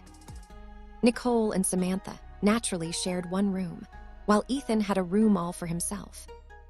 Originally, they wanted to book 3 rooms, but Ethan voted against it. He said that since they were in an unfamiliar place, it would be best if the 2 ladies were in the same room together. Although Samantha had experience working in a team, her offensive capabilities weren't that good. With Nicole sharing the room with her, the 2 of them would be able to react if something suddenly happened. Ethan, on the other hand, had 3 protectors with him. Lilith had come along with him on the journey since Emma couldn't accompany him. The cat Kin was also very happy because her master was finally free from his lovers, who would often sneak onto his bed at night to sleep. There were also times when Ethan, Luna, and Lily would go to the treehouse to do more intimate things. As for Lillian, the most they did together were hugs, kisses, and cuddles. Both of them wanted to nurture their relationship more, so that when the 2 of them truly joined together as one, it would be one out of love and not out of necessity. Ethan's other half reluctantly accepted this arrangement out of respect for both parties. Even so, Lillian's and Ethan's legacies were growing stronger the more they spent time together, which was a good thing. Since he would be unable to gather any magic during his expedition with Nicole in the dungeon, the young man brought with him 4 magical bracelets, which Luna filled to the brim with her magical power. He deemed that they would be more than enough to last him until the dungeon expedition was over. At least, that was what he was hoping to happen. Nicole told him that it might take them almost a month for them to reach the 20th floor. This all depended on how many monsters were currently in the dungeon, as well as the number of people who were challenging it at the same time. Ethan only knew about dungeons through the books that he had read in the library. No one knew where and when a dungeon would form. Even after years of studies, these questions remained unanswered. However, there was one thing that they did know. If someone were to reach the lowest floor of the dungeon and beat its final boss, they would be left with a few options. The first one was to leave the dungeon and let it stay the same as always. The second was to break the dungeon core, making the dungeon lose its powers to spawn monsters at regular intervals. Once that happened, the dungeon would remain open for only a month or 2 before finally sinking into the land, never to be seen again. The last option was to take the dungeon core and plant it somewhere else. This method could only be used once, because a dungeon could only be relocated once. When the dungeon core is placed in a new location, it would start from scratch, only having a single floor. It would take the dungeons months or even years to spawn another floor, which was a very time-consuming thing.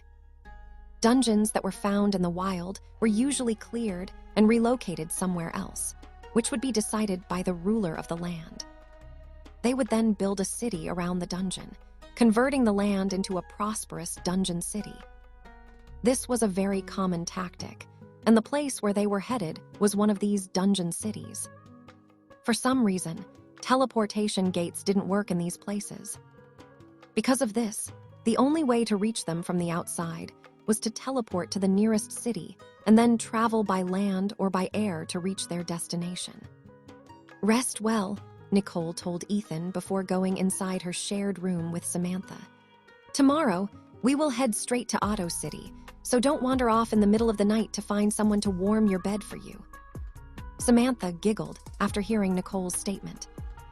Ever since Ethan had guessed the color of her underwear, She no longer teased him or asked him any personal questions. The young man was thankful for that. Before they knew it, the two had become closer and talked about many things, which was the only thing they could do on long journeys such as the one that they were taking. Samantha even complained that Nicole should have borrowed a flying ship from her family or a flying carriage so that their journey would have been faster and more comfortable. The healer from Terra Manor didn't know that Nicole had planned to do just that. However, her brothers and sisters were a tad faster than her, securing all the flying ships and flying carriages available before she could even blink. The only saving grace was that not all the members of the Estaf family, who were participating in the air wars, were headed to Otto City. Some of them were sent to other dungeon cities, preventing a bloodbath from taking place. Currently, Nicole and 2 other members of the Estaf family were designated to challenge the Weeping Dungeon of Otto City. The first one to reach the 20th floor would then move on to the next round of challenges. Each heir was allowed to bring 2 people with them inside the dungeon. There would be someone from the family who would serve as the observer, ensuring that the rules of the air wars were being followed by all participants. Those who would break these rules would be disqualified from the selection, and their family names would be stripped from them forever. The Estaf family wouldn't tolerate rejects as their future heirs. "What time will we leave tomorrow?" Ethan inquired. 7, Nicole replied. "We will eat breakfast at 6 and make our final preparations before we leave." Ethan nodded and went inside his room to rest. As soon as he locked the door, Lilith jumped out of his shadow and stretched her body. After that, she glanced at the wall to her right side, which was Nicole's and Samantha's room. "HMPH, silly girl," Lilith sneered. "My master doesn't need to look outside for a bed warmer. I can warm his bed just fine." Of course, Ethan had no idea what the black cat was thinking. He simply went to the bathroom to take a quick shower before using a bit of magic to dry his hair. After that, he sat on the bed and lightly patted his lap, making Lilith jump on it. "I'm sorry for always keeping you inside my shadow," Ethan said as he lightly stroked her black fur, making Lilith purr. "I'm sure that it must be uncomfortable there." "No, master," Lilith replied. "Being inside your shadow is actually very comfortable. It feels like I'm being hugged by your entire existence. Most of the time, I just take a nap when I'm inside your shadow and only wake up when I sense danger coming near you." "I see," Ethan nodded. He didn't really know if Lilith was just saying this so that he wouldn't feel sorry for her.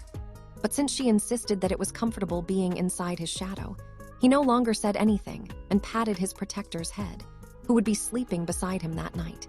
In one of the most popular inns in Otto City, a young man with red hair and blue eyes sipped his tea on a balcony as he listened to the words of one of the elders of the Estaf family. "She arrived in the city just an hour ago and went to the Red Deer Inn," the middle-aged man with gray hair said. "While I'm not 100% sure, I think she will challenge the dungeon tomorrow." "Fair enough," the young man replied. "How about my cousin? Is he already inside the dungeon?" "Yes," the middle-aged man replied. "He seems to want to get this over with and challenged the dungeon 2 days ago." The young man smiled and nodded his head. "Well, if I were in his shoes, I would have done the same." "Then, why didn't you enter the dungeon as well? Why wait until Nicole's arrival?" The young man shook his head before glancing at the city in front of him. "I'm not interested in Nicole," the young man replied. "The one I'm interested in is one of the people whom she chose to bring on this challenge. As someone who was born from a concubine, she sure clawed her way to the top. I don't know why grandmother and grandfather think highly of her, even including her as a participant in the air wars. But at most, she is merely one of the stepping stones that will pave the way for the one true heir of the Estaf family." The middle-aged man smirked after hearing the young man's words. "And are you going to be that one, true heir?" the middle-aged man inquired. "No," the young man shook his head. "I'm also one of the stepping stones in this game. How can I possibly win when there are 2 monsters who'd be participating in the air wars? I might be aware of my talent, but I'm not delusional." It's good that you know your place. The middle-aged man nodded. You won't be disappointed if you didn't have any expectations in the first place. I know, right? So what is your plan? The young man took another sip of his tea before giving his answer. Since I'm bound to lose in the future, I might as well look into the companions that my step-sibling has brought with her. Who knows? I might be able to make use of this information to rub shoulders with those two monsters. The young man placed the empty cup of tea back on the table before closing his eyes. The Astaf family was very ambitious in starting the super soldier project. How could they not be? They even had the support of the king from the shadows, all for the sole purpose of creating a strong person who would protect the kingdom in its time of need. We will rest today and challenge the dungeon tomorrow, Nicole stated. But before that, let me tell you the identity of the two people who are also challenging the Weeping Dungeon. Ethan and Samantha perked up because Nicole still hadn't told them whom she was competing with. They only knew that two other people from the Astaf family were also in Otto City. The first one is my cousin, Preston Astaf, 22 years old, Nicole said. I don't know much about him except my father's comment that he was quite a ruthless individual. The second is the third and youngest son of my father, Luca Astaf. He is one of the smartest people that I know, but not one of the bravest. The only battles he fights are the ones he thinks he can win. Frankly, both of my competitors are troublesome. One is ruthless, the other sly. If possible, I don't want to encounter them inside the dungeon. Nicole said these things with a smile on her face, which didn't match the words that left her mouth. Although she said that she didn't want to encounter them inside the dungeon, her facial expression said otherwise. If Ethan didn't know better, he was certain that Nicole might just make sure that her two competitors wouldn't be leaving the Weeping Dungeon alive. I will contact the elder who will supervise me on this mission tonight, Nicole said. It's someone from the Branch family whom I've only met once at a family gathering. His role is to simply observe us and make sure that we abide by the rules of the Air Wars. Nicole then stared at her two companions, who were looking back at him with solemn looks on their faces. Any questions? Nicole asked. Is your brother as good-looking as you? Samantha asked. Good looks run in our family, Nicole replied. What's your relationship with him? Ethan asked. Are the two of you close? This time, the smile on Nicole's face changed to a sneer. The only time I'll get close to my brothers and sisters is when they are dead, Nicole answered. Wow, this is some next-level family feud. Samantha covered her lips and giggled. I heard rumors about the Astaf family, but hearing it from you makes those rumors feel so fake. Due to Nicole's answer, it was very easy to infer that she didn't get along with her family. In fact, if they were to treat her words literally, she meant that she didn't mind them dying as well. Samantha then glanced at Ethan and smirked. It's too bad the one you are going to compete with are both guys, Samantha smiled. If either or both were girls, all we'd need to do is ask Ethan to take off his wizard robe, and this competition would become a walk in the park. Hello, we're also fighting dungeon monsters. Ethan flicked Samantha's forehead with his finger. Get your mind out of the gutter, will you? That hurts, damn it, Samantha rubbed her forehead. Is this how you seduce girls into your harem? First, you show them your body, then you use skinship to butter them up. Are you planning to add me to your harem, too? Maybe in your next life, Ethan replied in a casual manner. Right now, you're not good enough. I take offense to that. Are you saying that I'm not beautiful enough? It's not about beauty, okay? It's about personality. You are like an auntie trapped in a teenage girl's body. Ethan and Samantha had become close enough to trade this playful banter. This was not the young man's fault, but Samantha's uncanny ability to befriend anyone, even if she had just met that person. Even Ethan found Samantha's company quite refreshing. Truth be told, he had many girlfriends, but he didn't have many girlfriends. You two behave while I'm gone, Nicole said before walking towards the door of the room. I'll go and inform that elder of our arrival. Nicole didn't even wait to hear her two companions' replies. and left the room without a second glance. "What do you think?" Samantha asked with a serious expression on her face. Her earlier playful remarks had long vanished. "Can we reach the 20th floor with just the three of us?" I've read through the records that Nicole had given me. At a positive estimate, we can only reach the 15th floor. Anywhere above that is far too dangerous for the three of us. Even the ancient Minotaur boss on the 15th floor is not going to be an easy opponent. "We'll know once we give it a try," Ethan replied. "Honestly, I'm not really worried about the monsters. It's the monsters wearing human skins that we should worry about." "True," Samantha nodded. Facing monsters, at least they knew what they were dealing with. But humans? There was no telling when they were going to stab someone in the back or do things that were way worse than what monsters could do. Early the next day, Nicole, Ethan, and Samantha left their inn after having their breakfast. Nicole already bought the supplies they would need for their journey, including their sleeping bags. Of course, Ethan and Samantha had also made their own preparations for this journey. Ethan had more than enough food in his storage ring to last them 2 months if need be, but he didn't tell that to the two girls. This was a habit that Lily had ingrained in him, telling him that no one would be able to tell when they would find themselves in a place with no food and water for days. It was for this reason that his storage ring always had resources that would last him several months if he were to consume them on his own. Upon arriving near the entrance of the dungeon, Nicole nodded at a middle-aged woman with gray hair and eyes. "She's Lady Johanna," Nicole said as she introduced the elder who would observe her during her trial. "Elder, these are my two companions, Ethan and Samantha." Lady Johanna nodded. "Both of them are young. I hope they don't die in the dungeon for your sake." "They won't," Nicole stated. "I won't let them die." Lady Johanna smiled and didn't say anything.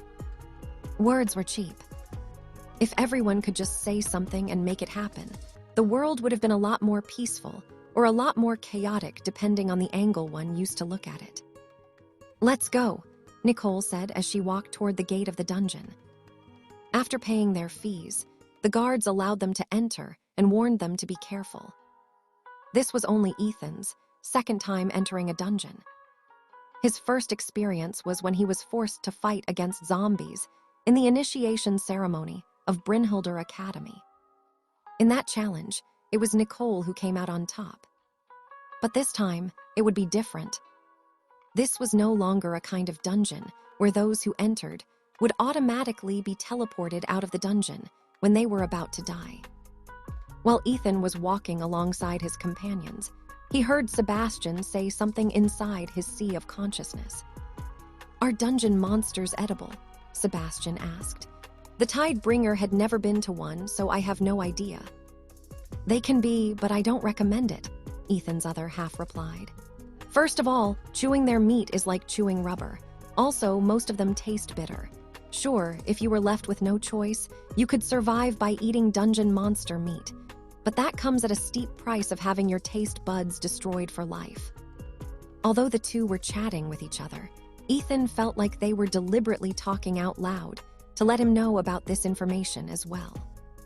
Even so, he made sure to keep his awareness spread in his surroundings, while ensuring that he could protect Samantha just in case something attacked them from the side. Nicole was the frontliner, and he would assist her when it came to dealing with monsters. Samantha would be at the rear, where she would be protected. At least, that was what they hoped would happen. Lady Johanna followed them from behind. She didn't say a word and simply observed the 3 teenagers who had come to challenge the dungeon. Their goal was to reach the 20th floor. There was no time limit, and even if Nicole's 2 other competitors were to clear the dungeon before her, it wouldn't really matter. The trial was to clear the 20th floor. Anyone who survived that trial would then move on to the next stage of the competition. Everyone knew that the patriarch of the Astaf family wasn't worried about the number of people who could clear the first trial. The second trial was much harder, and the possibility of eliminating 90% of the participants in the second trial was nearly guaranteed. This first trial was just a means to remove the hopefuls among the candidates. Suddenly, the four people heard several footsteps coming from behind them, making them pause their advance forward. Nicole immediately recognized her stepbrother, Luca, who gave her a nod of acknowledgement before glancing at her companions. "Since you brought them here, they must be very capable," Luca said. "However, I was almost sure that you would have asked for the assistance of the Mage Slayer of Brynhildr Academy. His name is well known among the other magical academies in the Shire continent. I was hoping to introduce myself to him today, but alas, it seems that I will have to wait for a better time to make his acquaintance." Nicole didn't say anything and simply observed her stepbrother's two companions. Both of them seemed to be around 23 to 25 years old. Their posture and auras were both commendable, which was a very common trait among elite wizards and magic knights who were used to killing people and monsters. Seeing that Nicole didn't plan on replying to him, Lucas sighed before shaking his head. He then made a gesture for his men to follow behind him, but just as he was about to pass by Nicole, he made sure to leave her a word of advice. "Don't die, stepsister of mine," Luca commented. "I want to see you face off against those two monsters in the next trial. I'm sure that it will be a very entertaining show to watch." The middle-aged man, who was supposed to monitor Luca's trial, gave Lady Johanna a brief nod. "You have it hard, Johanna," the man, who went by the name Duncan, said. "It seems that the one you are assigned to is not taking this challenge seriously." "Mayhaps," Lady Johanna replied, "but I can see that the one assigned to you is quite competent." "Indeed, he knows that he's just a stepping stone in the air wars. I like people who understand reality." "Competent, but not very ambitious. I guess that it's a good trait for someone who will be a good subordinate for the family." After that short trade of words, Duncan walked briskly to catch up to Luca and his two companions. Nicole waited 5 minutes before moving forward again. She didn't change her plan and simply chose the shortest route towards the second floor of the dungeon. The reason why she waited for 5 minutes was to give Luca enough time to clear all the monsters for her. This way, she wouldn't need to spend any time dealing with the small fries. Although the three walked in silence, they were in fact talking through the guardian rings in their possessions. Nicole had asked for Professor Reinhardt's help in order to enchant 3 rings, which were a necessary tool for effective communication inside a dangerous dungeon like the Weeping Dungeon. The first floor didn't prove much of a challenge since they simply followed behind Luca's group, who cleared most of the little fries in the way in order to get to their destination. This continued until they reached the 3rd floor, where goblins started to appear in groups of 3 to 4. Although they weren't strong monsters, they were very fierce, and some of them would even call out to other goblins, increasing their number. The Weeping Dungeon had goblins from the 1st floor up to the 5th floor. From the 6th to the 10th floor, it would be orcs. From the 11th up to the 15th, it would be high orcs, and from the 16th up to the 20th, it would be minotaurs. Like most dungeons, the deeper one goes, the stronger their opponents would be. Most adventurers didn't wander too deep into the dungeon unless they were confident in their skills. However, the Air Wars demanded the 3 candidates to head all the way to the 20th floor, which was not meant for the faint at heart. Nicole and Ethan easily dispatched the group of goblins that attacked them. After the goblins died, they dropped blue crystals, which everyone called monster cores or cores for short. Ethan's Wind Dancer was powered by high-ranking monster cores, allowing him to fly in the sky for long periods of time. The cores were surrendered to Nicole, who would split them evenly among everyone once their group had finished clearing the trial that had been given to her. Their progress went well because Nicole and Ethan could easily defeat the goblins by simply stabbing their weapons into the goblins' heads, killing them without much effort. When they reached the 4th floor, the monsters were grouped in 3 and 4s. But the difference was that they were being led by a hobgoblin. Hobgoblins were bigger and stronger than regular goblins. They also wielded iron swords, which could easily end the life of an ordinary person if they were not prepared to fight them. Fortunately, Nicole, Ethan and Samantha weren't ordinary people, and with a bit of teamwork, they managed to defeat these groups of goblins just fine. Just as they neared the stairs that would lead them to the 5th floor, they saw Luca's group waiting for their arrival. Nicole was quite curious why Luca had decided to wait for them here, but it didn't take long before she had the answer to her question. Lying dead not far from them was a group of 3 people with burnt bodies. The stench of charred flesh lingered in the air, making Samantha frown. "Be careful, stepsister," Luca said with a smile. "It seems that bandits are not only found in forests and mountains, they can also be found inside this dungeon."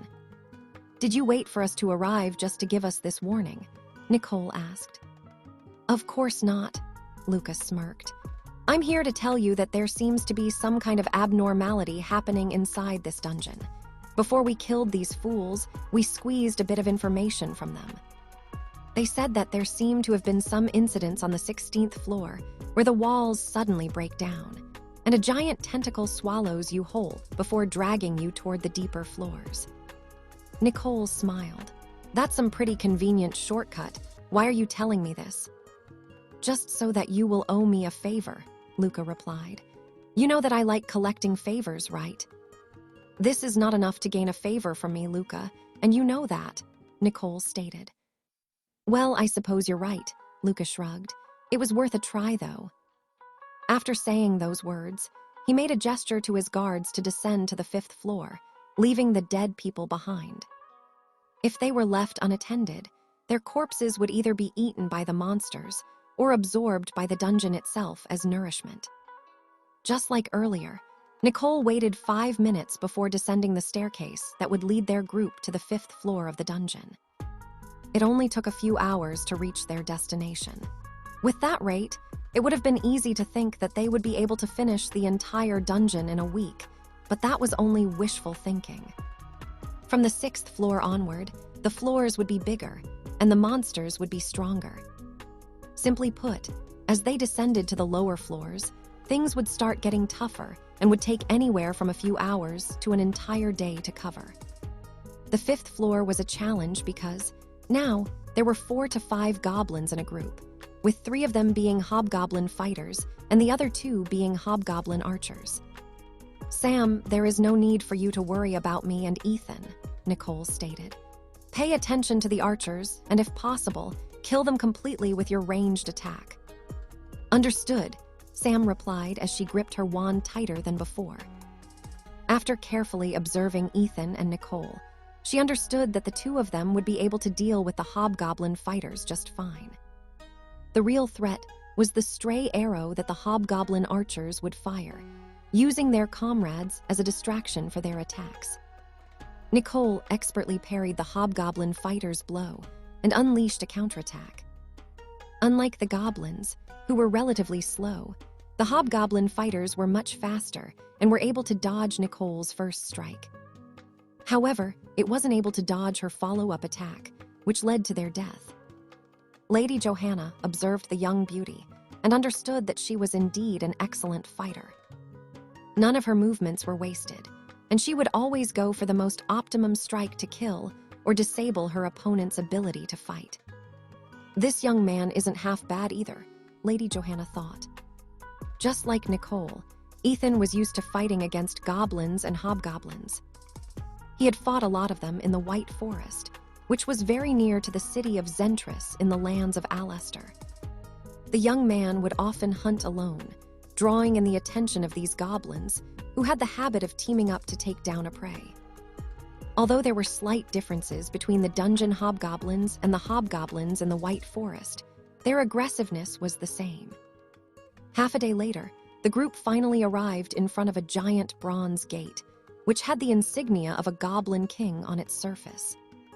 Just as Ethan thought that Nicole would ask them to fight the goblin king, the young lady decided to call it a day and rest. She asked everyone to move to one of the corners of the floor so that they wouldn't get in the way of those who wished to challenge the boss monster.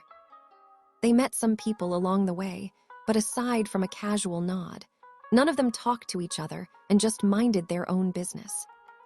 Nicole then cooked a simple meal, even sharing the food with Lady Johanna, which the latter gratefully accepted. After they were finished eating, Nicole told her two comrades the strategy they would use to beat the Goblin King after they'd gotten a proper rest. According to the information I gathered, we will be facing a Goblin King as well as his 12 Hobgoblin subordinates, Nicole explained. 8 of them are Hobgoblin fighters, and 4 of them are Hobgoblin archers. It's a challenge for a group of 3 to clear it, so here is our strategy. Ethan and Samantha waited for Nicole to tell them the rest of their strategy. Ethan, you will protect Samantha at all costs, Nicole stated. I will fight against the Goblin King and his lackeys. Okay, Ethan replied in a heartbeat. That's it, Samantha blinked in confusion. Ethan protects me and you will fight them alone. What kind of plan is this? Don't worry, Nicole gave the young lady a devilish smile. This is just a warm-up for me. You just focus on staying alive, okay? Yes, my lady, Samantha replied with sarcasm and even made a curtsy towards Nicole, making Ethan chuckle. I will do as you say and keep myself alive. After a little more playful banter, the group finally decided to rest. Nicole was about to assign the rotation for the night watch so that everyone could rest properly. However, Ethan told her that there was no need for that. I have a way to know if there is danger in the surroundings, Ethan explained. So let's all just sleep and not worry about the night watch. Are you sure? Nicole frowned. Ethan, it's not only the monsters that spawn in the dungeon that we must pay attention to. I know, Ethan replied. Don't worry. No monsters or humans will be able to touch your hair while you sleep. If my words are false, I'll let you order me around for an entire day without complaints. Nicole pondered for a bit before nodding her head. Understood. I will trust you just this once. Nicole then took a sleeping bag out of her storage ring and tucked herself in for the night. Samantha did the same and slept beside Nicole. She was certain that their leader would wake up at the first sign of trouble and keep her safe. Ethan lightly tapped his storage ring and summoned a queen-sized bed, which made the corner of Nicole's and Samantha's lips twitch. Even Lady Johanna was dumbfounded by this sudden turn of events. This was the first time she had seen someone summon an actual bed in a dungeon in order to get a proper sleep. Just as Ethan was about to lay on the bed, a certain black-haired girl beat him to it and laid on the soft bed cushion, which made her sigh in comfort. This is the life, Samantha said before closing her eyes to sleep. Ethan looked at the young lady, who managed to fall asleep mere seconds after her head rested on top of his pillow. Nicole quietly side-eyed her sleeping bag before shifting her gaze toward Ethan's bed. After a while, she walked toward Ethan's bed and laid down beside Samantha, who was now fast asleep. Problem? Nicole asked as she eyed the young man, who was looking down at her and Samantha with his arms crossed over his chest. No problem, Ethan replied before taking out his wand. Leviticus. Using his magic, he made the bed float and moved it near the wall of the dungeon. A moment later, he summoned another bed, which looked exactly the same as the one that Nicole and Samantha were resting on. Ethan's storage ring was just as big as the training grounds of Brynhildr Academy. It was only a simple matter to fit a bed or two inside of it, and there would still be space for a lot more. Lady Johanna felt as if she was a beggar in the streets, looking at the people who had a proper bed to sleep on. In the end, she could only smile bitterly as she watched Ethan sleep on his comfortable bed without a care in the world. Children these days are so bold. Lady Johanna smiled bitterly as she laid down on her sleeping bag. If possible, she would also like to sleep in a bed, but her face was not thick enough to ask Ethan to lend her his bed to sleep on. It didn't take long before the entire group was sound asleep. Nicole, who was trained since childhood as a magical knight, was only half asleep. It was ingrained in her bone to keep her senses awake while resting, ready to move at the first signs of danger. A few hours later, a group of 6 adventurers arrived to challenge the Goblin King. Similar to Lady Johanna, They were dumbfounded when they saw the 3 teenagers sleeping peacefully on the 2 beds that were in the corner of the cavern. "Are my eyes deceiving me?" one of the adventurers asked. "No, brother," his friend commented. "Our minds are just playing tricks on us." The group of adventurers were very tempted to get near the teenagers and give them a piece of their minds. However, since they weren't the obnoxious kind of people, they decided to simply ignore the weirdness of the situation and entered the gate, which would allow them to challenge the Goblin King. Ethan didn't move a muscle. The entire time, the adventurers were looking at them. However, inside his shadow, something moved, ready to strike at anyone who would dare to hurt her master. Fortunately, that group of adventurers minded their own business. If they really tried to do something to Ethan's group while they were sleeping, Lilith would emerge and go for the kill, which was something that she hadn't done in a long while. After resting for nearly 7 hours, Ethan, Nicole, and Samantha felt revitalized. Unlike the carefree teenagers, Lady Johanna didn't get much sleep because she didn't dare lower her guard inside a dungeon. She was even feeling a little helpless because she had to follow Nicole's team who lacked self-awareness, who would sleep inside in a place filled with monsters. Also, who in their right mind would bring 2 beds in their storage rings? In fact, how did 2 beds even manage to fit a storage ring? At most, a storage ring was like a cabinet. It had a very limited amount of space. Maybe Ethan's was the size of a closet, but even then, fitting 1 bed was already pushing it, not to mention 2. But Lady Johanna didn't say anything and simply rose when Ethan and the others woke up. The young man even took out a pot of chicken porridge made by the kitchen workers at Brynhilder Academy and asked Nicole to heat it up. His control over fire wasn't as good as Nicole's, who specialized in fire and water. Yes, Nicole's main elements were actually fire and water magic, and not the ice magic she used every time she fought. Ethan assumed that this was the power of her legacy, and that Nicole was focusing on it to better understand how this power worked. "The taste of home," Samantha said after taking a spoonful of porridge. "I miss the food in the academy. It's great that you brought something like this, Ethan. How much food did you prepare for this journey?" "If I were alone, my food supplies would last 5 months at most," Ethan replied. "But with the 2 of you joining in, it will only last 2 to 3 months, give or take." Who the hell would pack up 5 months' worth of food? While Nicole and Lady Johanna were rendered speechless, Samantha looked at Ethan in disbelief. She could understand if the young man had packed enough food to last for a month or 2, but 5 whole months. That was simply unheard of. Ethan didn't reply to Samantha's question and simply enjoyed his meal. Even he was aware that his preparations were over the top. Even so, he would rather have 5 months' worth of food than have nothing at all. Morrigan's ring prevented anything put inside it from spoiling, including food.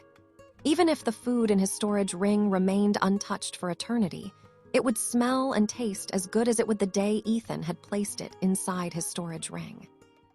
After eating their meal and packing up the beds, Nicole briefed everyone on their strategy just in case they forgot. "Remember, focus on protecting Samantha and target the hobgoblin archers," Nicole stated. "I will handle the rest." Ethan and Samantha both nodded their heads in understanding. Lady Johanna didn't make any comments and just followed behind the 3 teenagers. As soon as they entered the room, all the torches that hung on the wall lit up one by one. Loud cries echoed inside the boss room as a goblin that was over 3 meters tall roared at the trespassers that entered its domain. It was none other than the Goblin King, who was also the boss of the 5th floor of the Weeping Dungeon. Samantha cast a spell that enveloped her, and Ethan in a blue barrier of light. Her specialties were healing and protective magic. The only offensive spell she knew to cast was arrows of light. Ethan, on the other hand, walked out of the barrier, but he didn't wander off too far. He only stood a meter away from Samantha's barrier so that he could take care of the 4 hobgoblin archers who had appeared as the boss monster's guards. "Aqua Anguis," Ethan pointed his wand at the ground in front of him and summoned dozens of water snakes that charged toward the hobgoblin archers like a tide. This was Ethan's most used spell due to its flexibility, control, and power. After deepening his relationship with Lillian, his control over water magic grew even more, allowing him to control each water snake if need be. In the past, he just unleashed this spell with the intention of letting the water snakes chase his target. But it was different now. Not only was his water magic stronger, but now the water snakes could target anything he wanted with just a thought. The dozens of water snakes were divided into groups of 6 and attacked the 4 hobgoblin archers separately. This prevented the hobgoblin archers from mounting any kind of resistance and prevented them from attacking Nicole, who was engaging the Goblin King and the 6 hobgoblin fighters at the same time. "Samantha, attack the hobgoblin archers with your magic while I restrain them," Ethan ordered. "Okay." Samantha nodded and pointed her wand at the hobgoblin that was tied up like a spring roll by Ethan's water snakes. "Sagitti Lucis." An arrow of light flew from the tip of Samantha's wand and hit one of the hobgoblins in the center of its forehead. She did the same for the 3 other hobgoblins, ending their lives without much effort. Her aim is good, Ethan thought, and her hands don't shake when she points her wand at her enemies. Looks like I worried for nothing. Unlike Nicole, Ethan was still unsure about how proficient Samantha was in fighting in a group. Because of this, he didn't finish off the 4 hobgoblins and simply bound them with his water snakes. He wanted to gauge Samantha's fighting ability to let him know what to do in the future. After defeating the 4 hobgoblin archers, Ethan once unleashed dozens of water snakes to bind the hobgoblin fighters, preventing them from encircling Nicole. Although he was confident that Nicole could handle fighting against her enemies, he wasn't someone who would just sit back and watch his teammate fight alone. After their bodies were bound by the water snakes, Nicole didn't hesitate to decapitate all of them, turning them into particles of light. When the small fries were eliminated, Nicole finally focused her attention on the Goblin King, whose attacks were nothing to scoff at. One clean hit and Nicole would find herself in a world of pain, and might even die if she was careless. Ethan no longer supported Nicole, because he could tell that she wanted to fight the Goblin King alone. Because of this, he stood guard beside Samantha and watched the magical knight dance a deadly dance that soon turned the 3-meter-tall Goblin King into particles of light. Lady Johanna nodded her head in appreciation after Nicole's skillful display of fighting ability. A candidate for the Air Wars should have at least this level of competence, Lady Johanna thought. But then again, this is just the beginning of the trial. I'll only be able to see her true powers after we go deeper into the lower floors. After defeating the boss, a wooden chest appeared at the center of the arena. Me. Samantha raised her hand excitedly as she ran towards the treasure chest. I'm a very lucky person. I'm sure we will be able to get something good if I'm the one to open it. Ethan and Nicole glanced at each other before shrugging at the same time. Sure, go ahead, Nicole said. I want to see this luck of yours, Ethan commented. Samantha smiled sweetly as she opened the chest.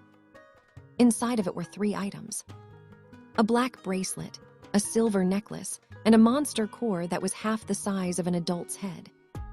Before Ethan could even ask if there was anything special about the bracelet and the necklace, Nicole took a black crystal ball from her storage ring and said the word. Estimatio. A small beam of light flew towards the black bracelet, and several rows of text appeared on the crystal ball. Bracelet of Goblin Warding. This bracelet will start to shine blue if there are goblins within 500 meters of you. Nicole nodded before setting her sights on the silver necklace in Samantha's hand and cast the appraisal skill, Estimatio, on it. Blinking necklace. Once a day, the wearer of this necklace can teleport 100 meters away from their current location with just a thought. Not bad, Nicole commented, You got us some useful items." "See," Samantha puffed up her chest, as if proving that she was indeed a lucky person. Ethan also found the 2 artifacts quite interesting. In the heat of battle, the blinking necklace could be used to unleash a killing blow at the enemy's blind spot. The only downside was that it could only be used once a day. Even so, its effect was already quite good, because the wearer could activate it with just a thought. As for the bracelet of goblin warding, it would be very helpful when actively looking for goblins in the wild, or actively avoiding them.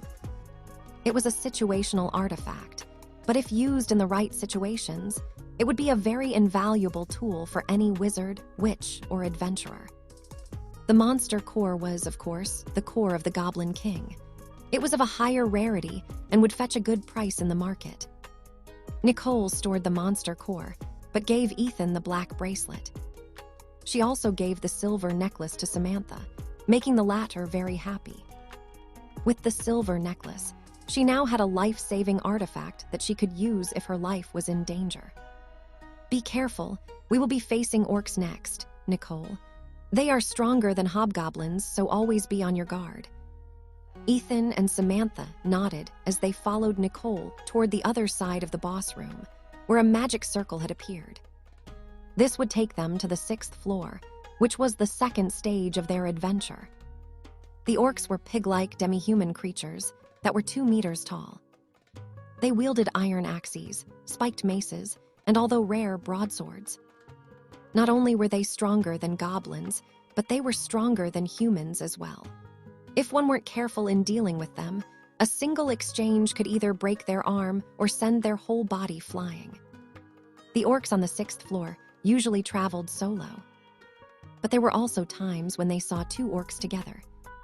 If the orc was alone, it was Nicole who dealt with it. If there were 2 of them, Ethan and Nicole would take 1 each. Just like the goblins earlier, Ethan had plenty of experience fighting against orcs. He knew how strong they were, but the thing was, Ethan was way stronger than them in terms of raw strength. As someone who had absorbed the blood of a deity, as well as his powers being amplified by 2 stacks of Magna Amplifico, Ethan was a very strong person. Although he wasn't as physically strong as Henry, who had Titan's blood and a legacy purely catered for strength, he was still very strong in terms of human standards. As for Lily's brother, Kanal, he was a beastkin, so he wasn't really a human to begin with. Nicole's battle style was to dodge the orc's attacks before unleashing a deadly thrust into its vitals, ending the battle as fast as she could. Ethan, on the other hand, fought the orc head-on, clashing weapons with the latter before unleashing a faster and more powerful thrust with his trident to pierce its head or chest in order to kill it. The 2 were so relaxed in fighting the orcs that Samantha was also able to feel relieved. She thought that since orcs were stronger, her teammates would struggle more. Fortunately, her fears were unfounded, and they progressed rather well on the 6th floor without encountering any difficulties. They occasionally saw a few adventurer teams here and there, but they minded their own business and didn't try to steal a kill from any of them. Their target was to simply reach the 20th floor, so getting there as fast as possible was their priority. After nearly 8 hours, they finally arrived at the staircase that would lead them to the 7th floor. The 6th floor was quite wide, and even with a map, it still took a while for them to reach their destination. After arriving at the 7th floor, Nicole led their team to one of the safe zones, a place where monsters did not visit. This was also the place where adventurers rested after coming to the 7th floor. When they arrived at the safe zone, there were already 3 teams of people resting there. Fortunately, it was big enough to accommodate at least 6 groups of people, so Ethan and his team went to one of the corners of the space to rest. This time, Ethan didn't bring out the beds because he thought that it would be a bad idea to do so. He only did it earlier because he felt that he could get away with it, but now, things were different. They were sharing a space with 3 groups of people, and it would be very unwise to act high profile in these situations. Because of this, he only took out a sleeping bag, which made Lady Johanna sigh in relief. She didn't know what she would have done if Ethan had really taken out the 2 beds in this situation. Of course, he didn't sleep right away. Instead, he brought out a basket filled to the brim with sandwiches. Nicole and Samantha helped themselves to Ethan's food and ate happily.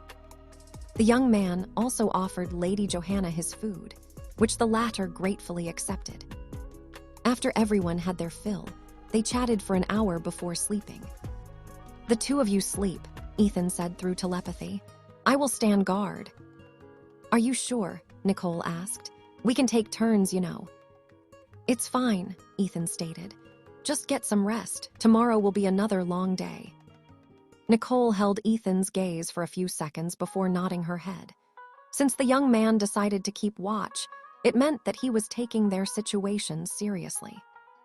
Although this place was a safe zone, a place safe from monsters, there were still monsters hiding inside people's hearts, which would rise to the surface the moment an opportunity showed up. Ethan leaned against the wall of the dungeon, with his sea god's trident resting on his lap. His eyes were closed, but his senses were very much awake. This earned him another nod of approval from Lady Johanna, who decided to do the same. The other adventurers would glance in Ethan's direction from time to time, as well as at the 2 ladies who were sleeping in their sleeping bags. Sensing that it wasn't worth it to seek trouble, they decided to rest and prepare for another day of venturing deeper into the dungeon. Luca, who had gone ahead of Nicole, decided to backtrack and also arrived in the safe zone to rest. Seeing that his stepsister was also there, he decided to set camp near Ethan and the others because there was safety in numbers. Although they were both candidates, they weren't exactly competing to kill each other. The trial only stated that they should clear the 20th floor, so there was no need to eliminate any of the candidates in the air wars. At least that was the unwritten rule between him and the sleeping beauty, who was peacefully dozing off without a care in the world. Nicole and Samantha woke up to the smell of bacon being cooked in a pan. The adventurers had already left the safe zone, leaving only them and Luca's group. Since that was the case, Ethan deemed that it was fine to cook something warm for breakfast. After the bacon was cooked, he used the leftover oils to fry some eggs, giving it a bit of its umami. Ethan also cooked Lady Johanna's share, making the middle-aged lady quite thankful. "You're going to be the perfect house husband, Ethan," Samantha praised as she shamelessly grabbed the plate of bacon and eggs that Ethan had prepared for her. "You look good, and you cook well too." "It's just bacon and eggs." Ethan looked at the young lady with an amused expression on his face. "Anyone can cook it." "Not me," Samantha replied. "The last time I tried cooking bacon, I almost burned down the entire kitchen. It was a life-changing experience for me." "Okay, I stand corrected." Ethan smiled as he placed the newly cooked eggs on Nicole's plate. "Not everyone can cook bacon and eggs." Nicole thanked Ethan and ate the food quietly. Truth be told, she didn't expect that their dungeon expedition would be like this. It was as if they were merely on an outing while fighting monsters on the side. But in the end, she knew that she was only having an easy time because her comrades were very competent. As everyone ate, Luca's group finally decided that it was time to go. Unlike Nicole's group, who had something warm to eat, they only ate beef jerky and chugged it down with water. They never thought that they would need to cook food inside the dungeon, and simply brought foods that were easy to carry and convenient to eat anytime, anywhere. Nicole only gave Luca's group a glance before focusing on her food. She and her stepbrother weren't really that close. The same could be said about her other stepbrothers and sisters. Whenever they gathered at the Asta residence, they just ate meals together and did whatever they wanted to do. Nicole would either be on the training grounds, practicing her swordsmanship, or inside her room, reading books. When they finished eating, Ethan unexpectedly asked Nicole a question. "This air wars in your family, do you have anyone in mind aside from you, whom you think has the highest chance to succeed in becoming the winner?" Ethan asked. Nicole smiled before nodding her head. "There are 2 people whom I think have a good shot at becoming the next heir of the Asta family," Nicole stated. One of them is my cousin who goes by the name Vladimir. He is a true genius who has the rank of Honorable Magistratus. He is not yet a Magistratus, but he is already serving as one. He usually accompanies the senior members of the organization to conduct raid operations, targeting rogue wizards and witches. He just turned 23 this year and is a favorite to win the Air Wars. The second one is another genius from the Branch family who goes by the name Constantine. He is 2 months away from turning 21, and just like Vladimir, he is also a genius that the Branch family cares for very much. He specializes in gravity magic. Once he gets his sights on you, it will be hard for you to break free from his control. He is that powerful of an individual. Ethan nodded. So, do you think you can beat these guys who are older than you by several years? If I'm not mistaken, you're 17 years old just like me. Age has nothing to do with it, Nicole stated. It's all about talent. Although the two of them are indeed strong, the Air Wars doesn't only look at individual strength. This is why we are given the opportunity to challenge the first trial with 2 other people. However, there is a high chance that Vladimir and Constantine took this trial alone without bringing any teammates with them. They are that confident in their abilities. Lady Johanna looked somewhat proud after hearing Nicole's description of her nephew, Constantine. He was indeed the pride of the Branch family, and everyone was hoping that he would win the Air Wars, allowing him to become the next patriarch. The only one whom he believed stood in his way was Vladimir, and Vladimir felt the same. In their eyes, the two were the only ones who were competing to become the next patriarch. Everyone else was merely stepping stones or decorations to pass by along their way. Half an hour later, Nicole's team had finished with their preparation and returned to challenge the dungeon. The 6th floor was challenging, but it wasn't anything hard for them. So, after 7 hours, they finally arrived at the staircase that led to the 7th floor. However, just a minute after entering the 7th floor, they saw a group of people lying dead on the ground, not far from the entrance. The positions of their bodies seemed as if they were desperately trying to make their way toward the exit, wanting to ascend to the 6th floor of the dungeon. Nicole inspected their bodies, and according to her inference, the group of people died recently. Most of their gear was missing, which made them think that they were targeted by the dungeon hunters, people who specialized in hunting adventurers instead of monsters. These low-lives would steal the hard work of others and kill their targets, leaving no witnesses behind. There were also signs that the people were already wounded before they were attacked by their fellowmen, which led to their deaths. After monsters kill people, they would just eat them on the spot, leaving a more gruesome outcome for those that had died in the dungeon. Be very careful, Nicole said. Ethan, stay near Samantha at all times. If we come across adventurers, make sure to stay on guard and watch your back. Okay, Ethan nodded in agreement. Soon, the group delved deeper into the 7th floor, leaving the group of corpses behind, which had started to slowly sink into the floor of the dungeon, serving as nourishment and making it grow as a whole. The sound of weapons clashing against each other, as well as spells exploding left and right, resounded throughout the 7th floor of the dungeon, catching Ethan's and Nicole's attention. Someone is fighting, Ethan said. Should we go take a look? Nicole didn't answer right away. Originally, she just wanted to head deeper inside the dungeon using the shortest route. However, after seeing the corpses of the adventurers near the entrance of the 7th floor, she didn't want to ignore any unexpected variables that could potentially stab her in the back.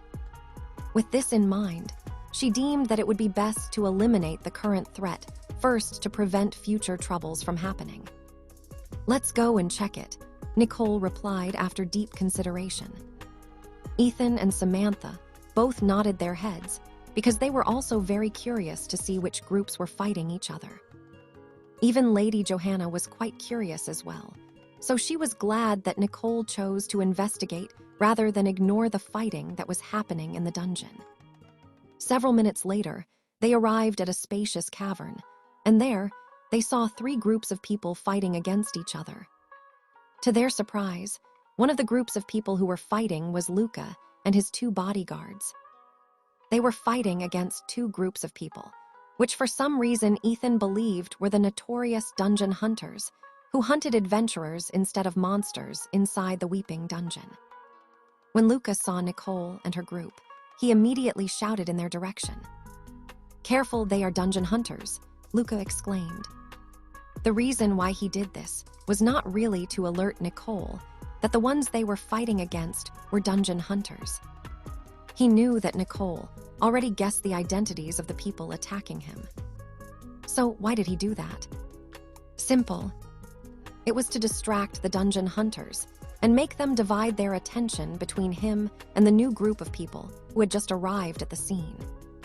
Just as Luca expected, one of the two groups shifted their attention towards Nicole's group and immediately attacked them without saying a word. Samantha immediately erected a barrier of light to protect herself from the group of 6 people, who had 3 swordsmen, 2 wizards, and a rogue. Nicole summoned her round shield and immediately unleashed a barrage of ice shards from point-blank range, forcing the enemy's frontliners to evade. Ethan, on the other hand, pointed his sea god's trident toward the 2 wizards and unleashed dozens of water snakes, with the intention of incapacitating them.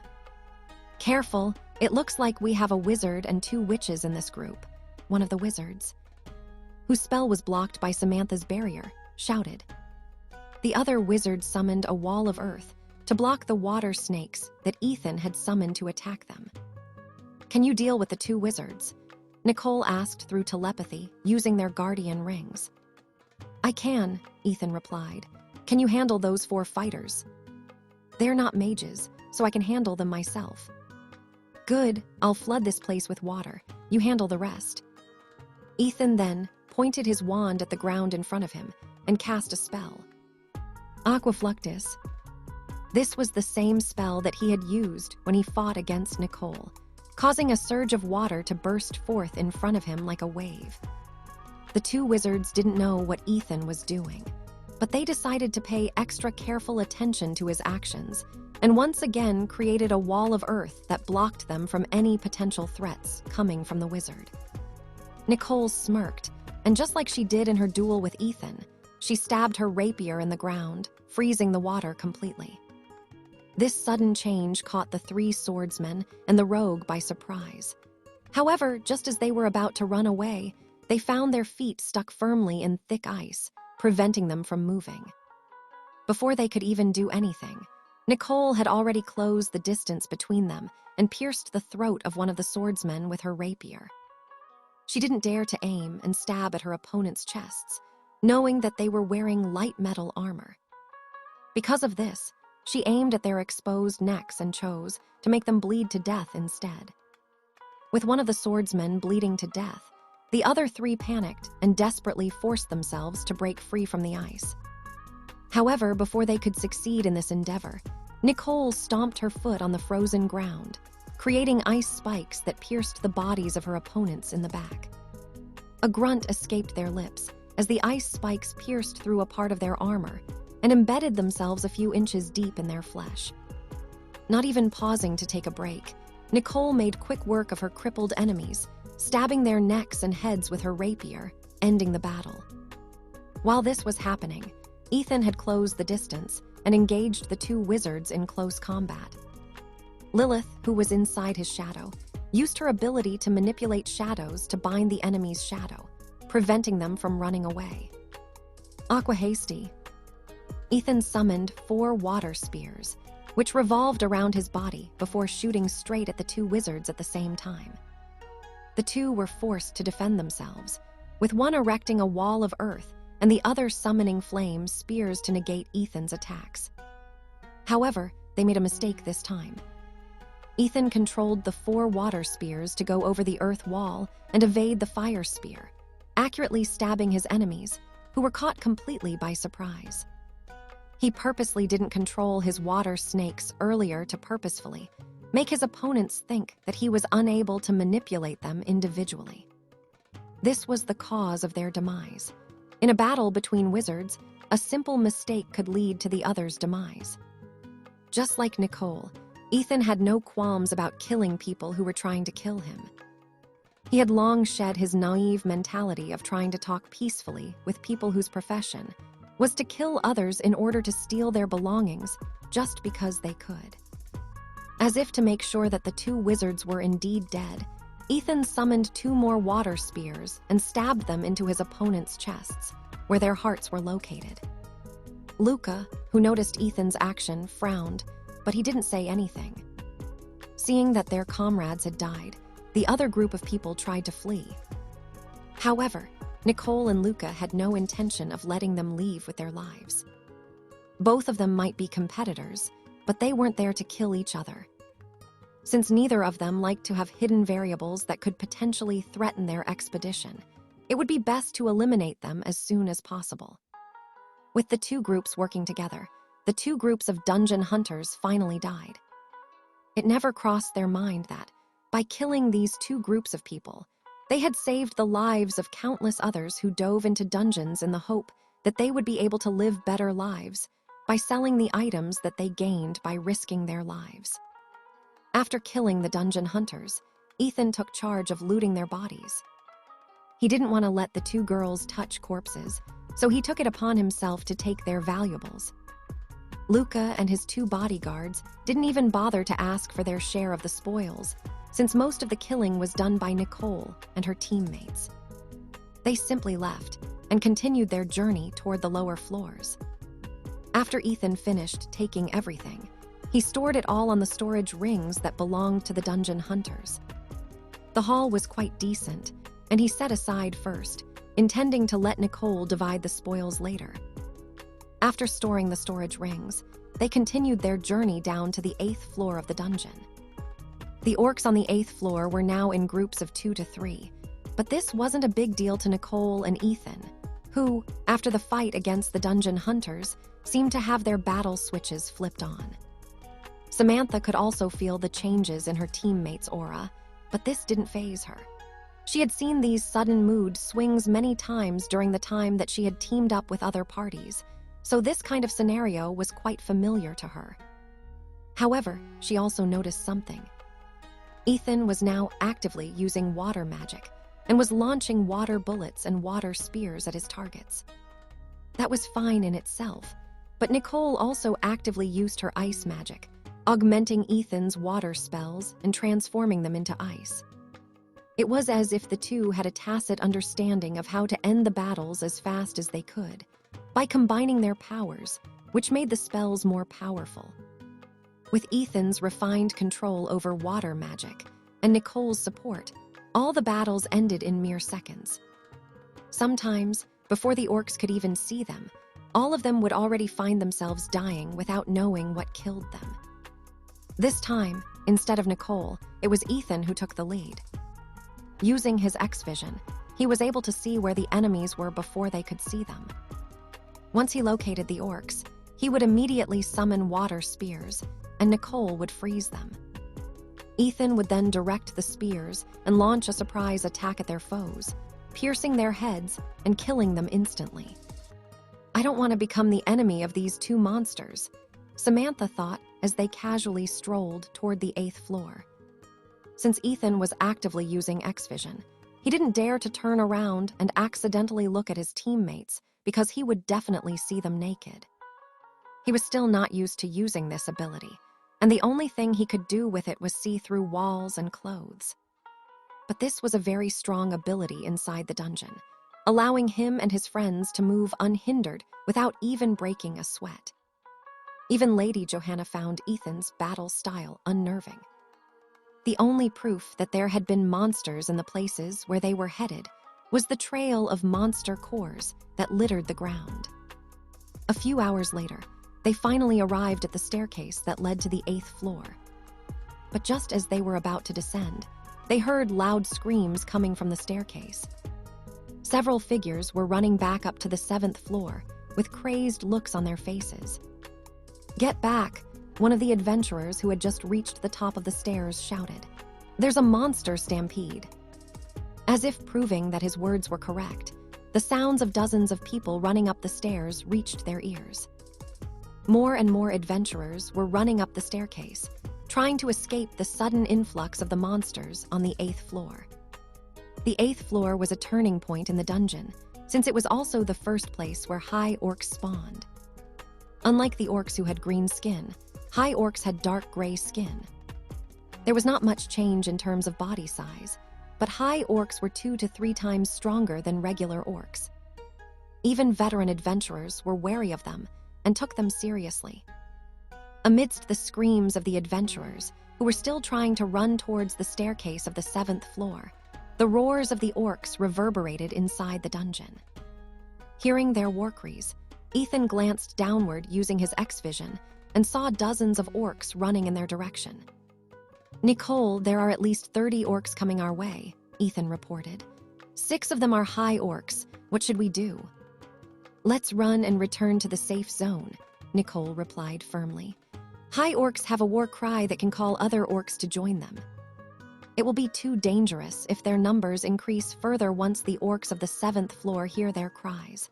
We might get sandwiched between the 2 groups if we are not careful." "Understood," Ethan stated. "No matter what, don't resist. I'll take us all back safely." Without another word, Ethan pointed at the ground under his feet and cast a spell. Aqua Anguis. 4 water snakes that were bigger and longer than Ethan's usual spell swallowed Nicole, Samantha, and Lady Johanna before slithering away at fast speeds. Ethan himself rode atop one of them as they glided through the dungeon, headed back to the safe zone that they had left a few hours ago. Although the retreat would cause them to start their progress over again, it was still much safer than being mobbed by orcs from all directions. Ethan and Nicole were strong, but they weren't stupid. They knew that a single mistake would cost them their lives, so they didn't hesitate and escaped to the only place on the 7th floor that the monsters wouldn't approach. At that time, they weren't aware that an orc champion, a mini-boss that usually roamed the 9th floor of the Weeping Dungeon, had ascended to the 8th floor, bringing along a dozen high orcs that served as its bodyguards, as well as the orcs that it had gathered on the 9th floor of the dungeon. From there, it shouted a war cry, calling out to the nearby orcs to rally to it. Soon, this group grew and grew until they exceeded 300. Luca and his men, who had just entered the 8th floor half an hour earlier than Nicole, came face to face with the vanguard of this ever-expanding orc army. They had been cornered on all sides, but they still tried to break through. At first, they thought that they were going to make it, but when the orc champion suddenly appeared and cut off the head of one of Luca's bodyguards, the boy instantly knew that he was only a moment away from death. This forced Luca to use the life-saving artifact that was imparted to him by his parents, allowing him to instantly teleport outside of the dungeon. His other bodyguard and the elder, Duncan, had no such treasure, so the two were forced to give their all in making a way out of the encirclement. Although both of them fought valiantly, they were still overwhelmed by the numbers and sheer power of their enemy. They breathed their last with unwillingness in their eyes.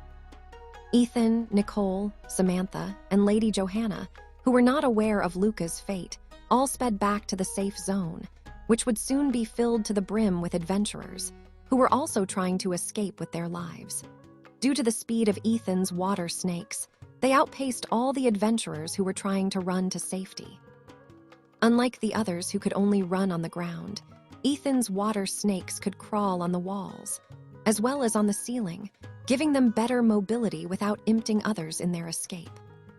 The last thing that Ethan wanted was to be caught in the rush of panic-stricken adventurers who might lose their footing and trip. If that happened, a domino effect would happen as the adventurers running behind them would bump into them, making them fall on the ground as well. This was something he wanted to avoid at all costs, so he decided to summon the water snakes for faster transportation.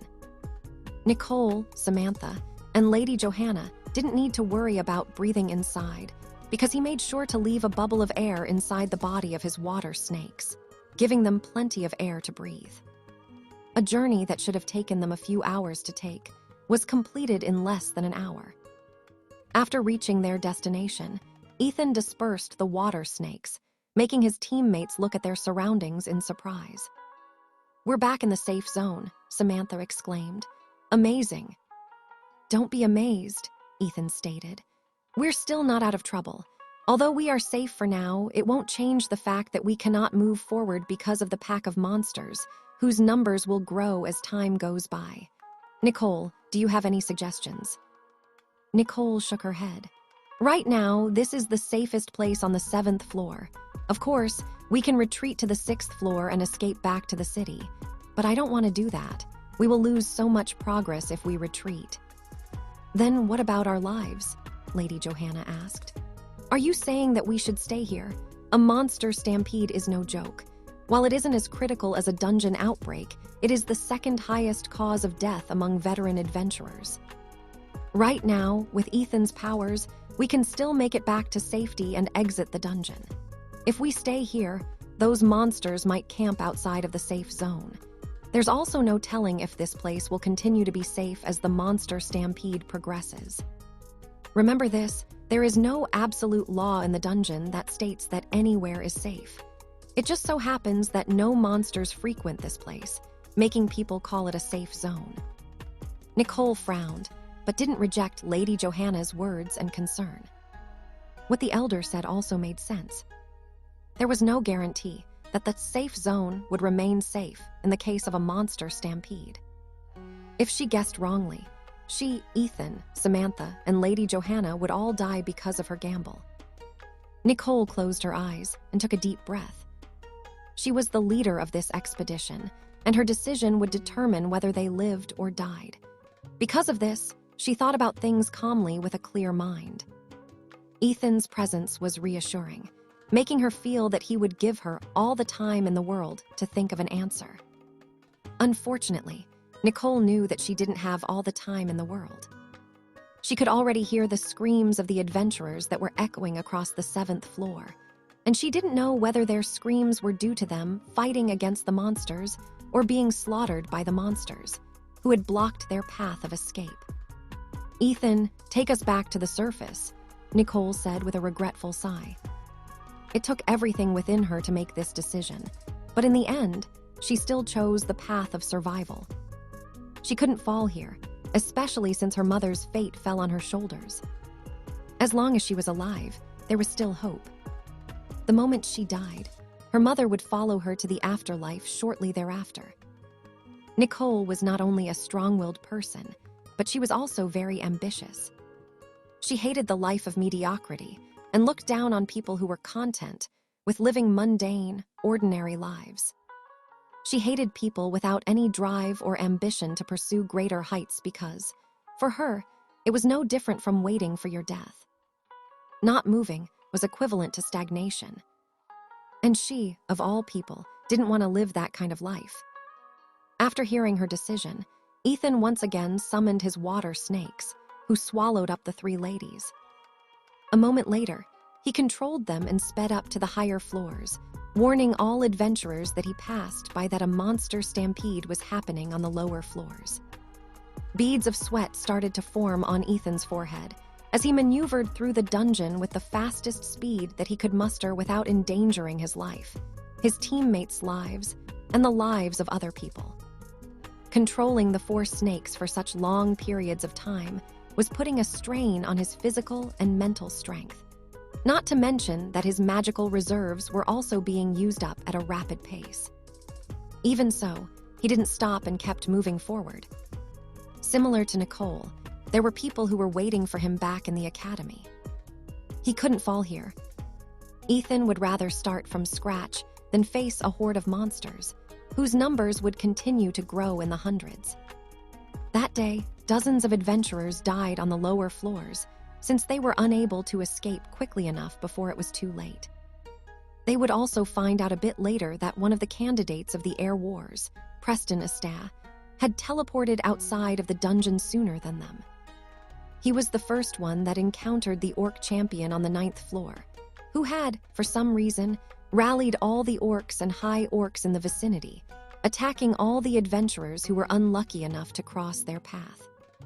He knew that it was impossible to fight hundreds of orcs, so he did the only thing he could do, and that was to escape for the sake of living another day.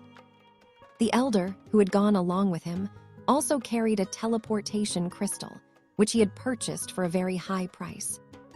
Preston's bodyguards managed to survive as well, since both of them were wizards who specialized in wind magic. After creating a gust of wind that blew away their opponents, both of them flew back to the upper floors with the fastest speed they could muster. Nicole's and Luca's groups weren't able to meet with them because the wizards took a different route to reach the 5th floor, which was far from the route that the two teenagers had taken. Because of this, they didn't know that they were about to have a collision with an orc army, which was led by the orc champion whose sole purpose was to slaughter all the humans that stood in its way. Nearly half a day later, Ethan managed to bring his group out of the dungeon before almost collapsing on the ground due to exhaustion. Nicole and Samantha hurriedly supported his body to prevent him from falling to the ground. Meanwhile, Lady Johanna noticed that the guards who were usually stationed outside the dungeon were missing. Perhaps they already knew of the danger that is coming from the lower floors, Lady Johanna thought as she helped the girls support Ethan back to the town, where the town's guards had already raised the gate to prevent the orc army from setting foot in the city. Fortunately, the witches didn't have any problems with this arrangement and simply used their flying brooms to fly over the city wall and return to the inn to let Ethan rest. While this was happening, the adventurers and the guards stationed in the city were preparing for a possible dungeon outbreak. Although the likelihood of that happening was low, they still didn't dare to casually rule out this possibility. Everyone who could fight was mobilized to fight, and those who couldn't were forced to pray that the worst-case scenario of a dungeon outbreak wouldn't come to pass. They were ill-equipped to handle such an outbreak, and only the army of the capital would be able to deal with such an event. While all of this was happening, Ethan was resting in his room and trying to recover his strength for what was about to come. Ethan woke up with a very painful headache that made him flinch the moment he opened his eyes. It took him a while to remember why he was currently feeling sick and groaned on his bed. A moment later, the black cat sleeping beside him opened her eyes and looked at her master with concern. "Master, does your head hurt?" Lilith asked anxiously. "You used up almost all of your magic reserves yesterday and pushed yourself to the limit. You will feel better if you kiss a black cat to absorb some of her magic." Ethan looked at Lilith's expectant face while rubbing his forehead due to the pain. He didn't know if his protector was joking or not, but her words about pushing himself to the limit were true. Right now, his body was as heavy as lead, and his head hurt like hell. Although he was in pain, a smile still appeared on his face because of Lilith's subtle invitation to kiss her. "Master, it is our duty to ensure that you are safe and healthy," Lilith insisted upon seeing Ethan's faint smile. "Don't worry, all you need to do is close your eyes, and I will handle the rest." "That will be me taking advantage of your kindness," Ethan replied with a sigh. "The last time I took advantage of someone's kindness, she became my first lover and has been bound to become my bride." "Isn't that even better?" Lilith's true thoughts slipped out of her mouth, but she wasn't aware that she had spoken out loud. Ethan rubbed her head, and just as she was about to stand up, he heard someone knock on the door. Lilith clicked her tongue in annoyance because someone had gotten in her way of being kissed by her master. She then reluctantly merged with Ethan's shadow and glared hatefully at the door. Ethan walked toward the door and opened it. "You look terrible," Nicole commented the moment she saw Ethan's haggard and disheveled figure. "Terrible is an understatement," Ethan replied. "My head hurts and I feel like dying. Would you like to come in first?" "Okay," Nicole nodded and stepped inside Ethan's room. She could tell that Ethan wasn't joking and that he was indeed in pain. A part of her felt guilty because she knew that it was because of her that he was suffering, so she asked him if there was anything she could do for him. Ethan jokingly answered that a kiss would help him a lot, so when he felt Nicole's hands cupping his face, his head momentarily blanked out. A moment later, he felt a pair of soft lips press over his own. A few seconds later, a surge of magical power washed through his body, easing up the pain he was feeling. It felt so good that he almost returned Nicole's kiss. Fortunately, he didn't, and had saved himself from future troubles. After what seemed like years, Nicole took a step back and looked at Ethan, who had a dumbfounded expression on his face. "You're right," Nicole said. "You've regained some color in your face. Does it still hurt?" The young lady's hand then pressed over Ethan's forehead, as if to check whether he had a fever or not. Due to his shock, he wasn't able to move away and only broke out of his daze the moment he felt her rough and rugged hand touch his forehead. Unlike Chloe's, Luna's, and Lillian's hands, Nicole's hands were rough. This was because she had been using the sword since she was young. Her hands were calloused and were no longer soft and smooth. They were rough, and yet Ethan didn't dislike the texture, especially the hand that was pressing on his forehead at the moment. Perhaps seeing that he didn't mind being touched by her, Nicole smiled and finally pulled back her hand. "It's good that you don't have a fever," Nicole stated. "I'm sorry, because of us you suffered a lot." Ethan shook his head to shake away the emotions that were rising in his chest, as well as to deny Nicole's statement. "We are a team," Ethan replied. "And I believe you made the right call back then. There was no assurance that the safe zone would still be safe, especially when there was a monster stampede. It's a good thing that you prioritized our lives over your mission." Ethan did his best to create a topic, so that he wouldn't have to think about the soft lips that had touched his own a moment ago. However, his gaze couldn't help but move towards Nicole's lips as he looked at her face. Whether the young lady noticed this or not, she didn't say anything about it and only told Ethan the reason why she came into his room. "Elder Johanna has communicated with the Astaff family and told them about the incident here in Otto City," Nicole stated.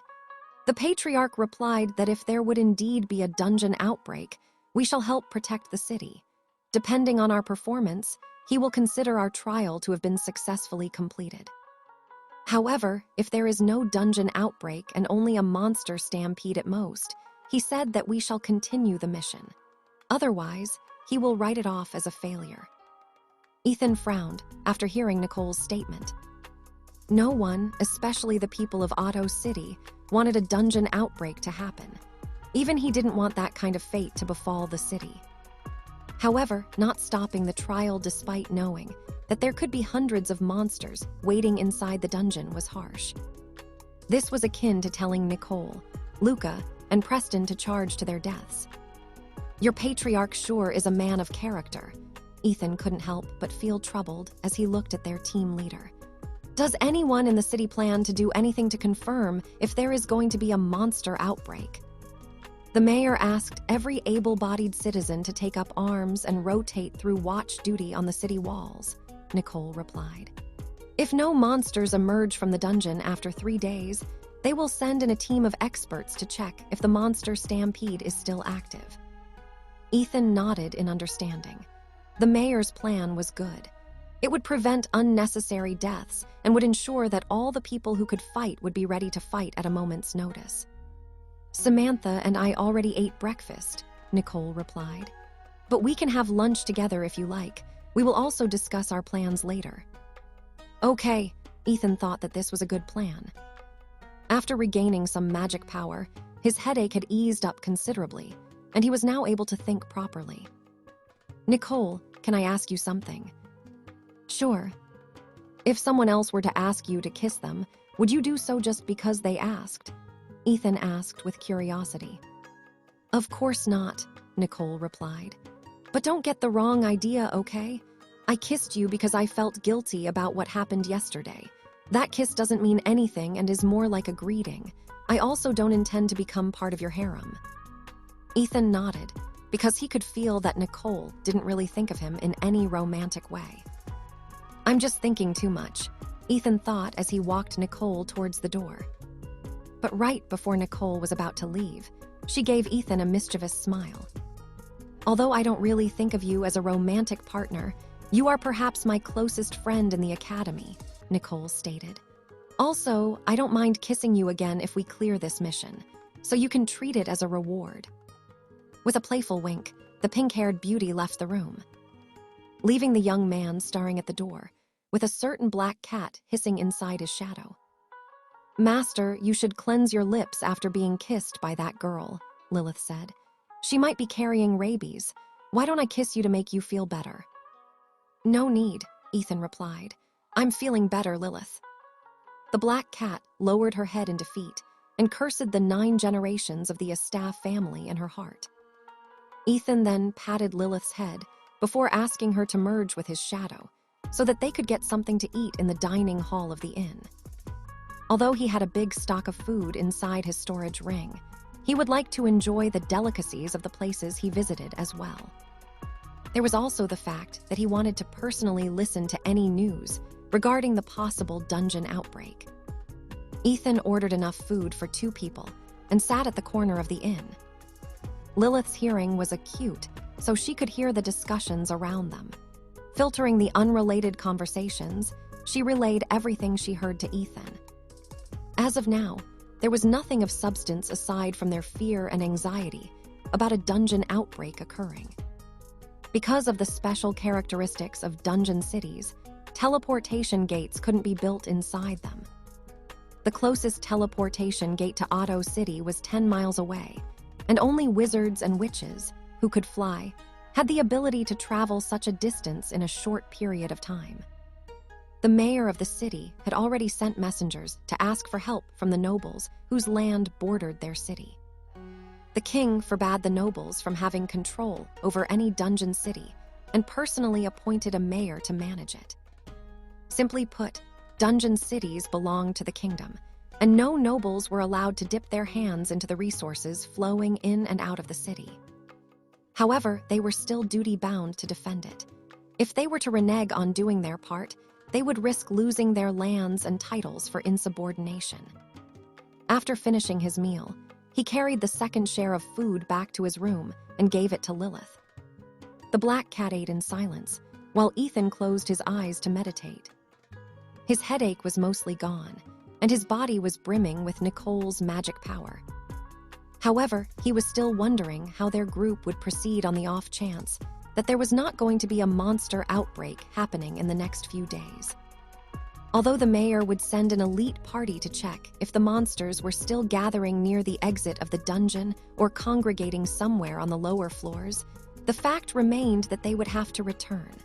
Otherwise, Nicole would fail her trial.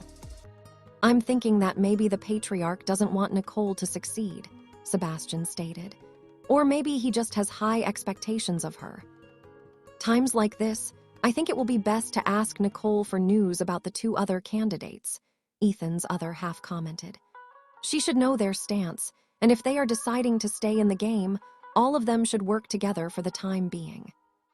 Ethan didn't know if the patriarch of the Astak clan wanted Nicole to fail, or if, just like Sebastian had said, he only had high expectations of her.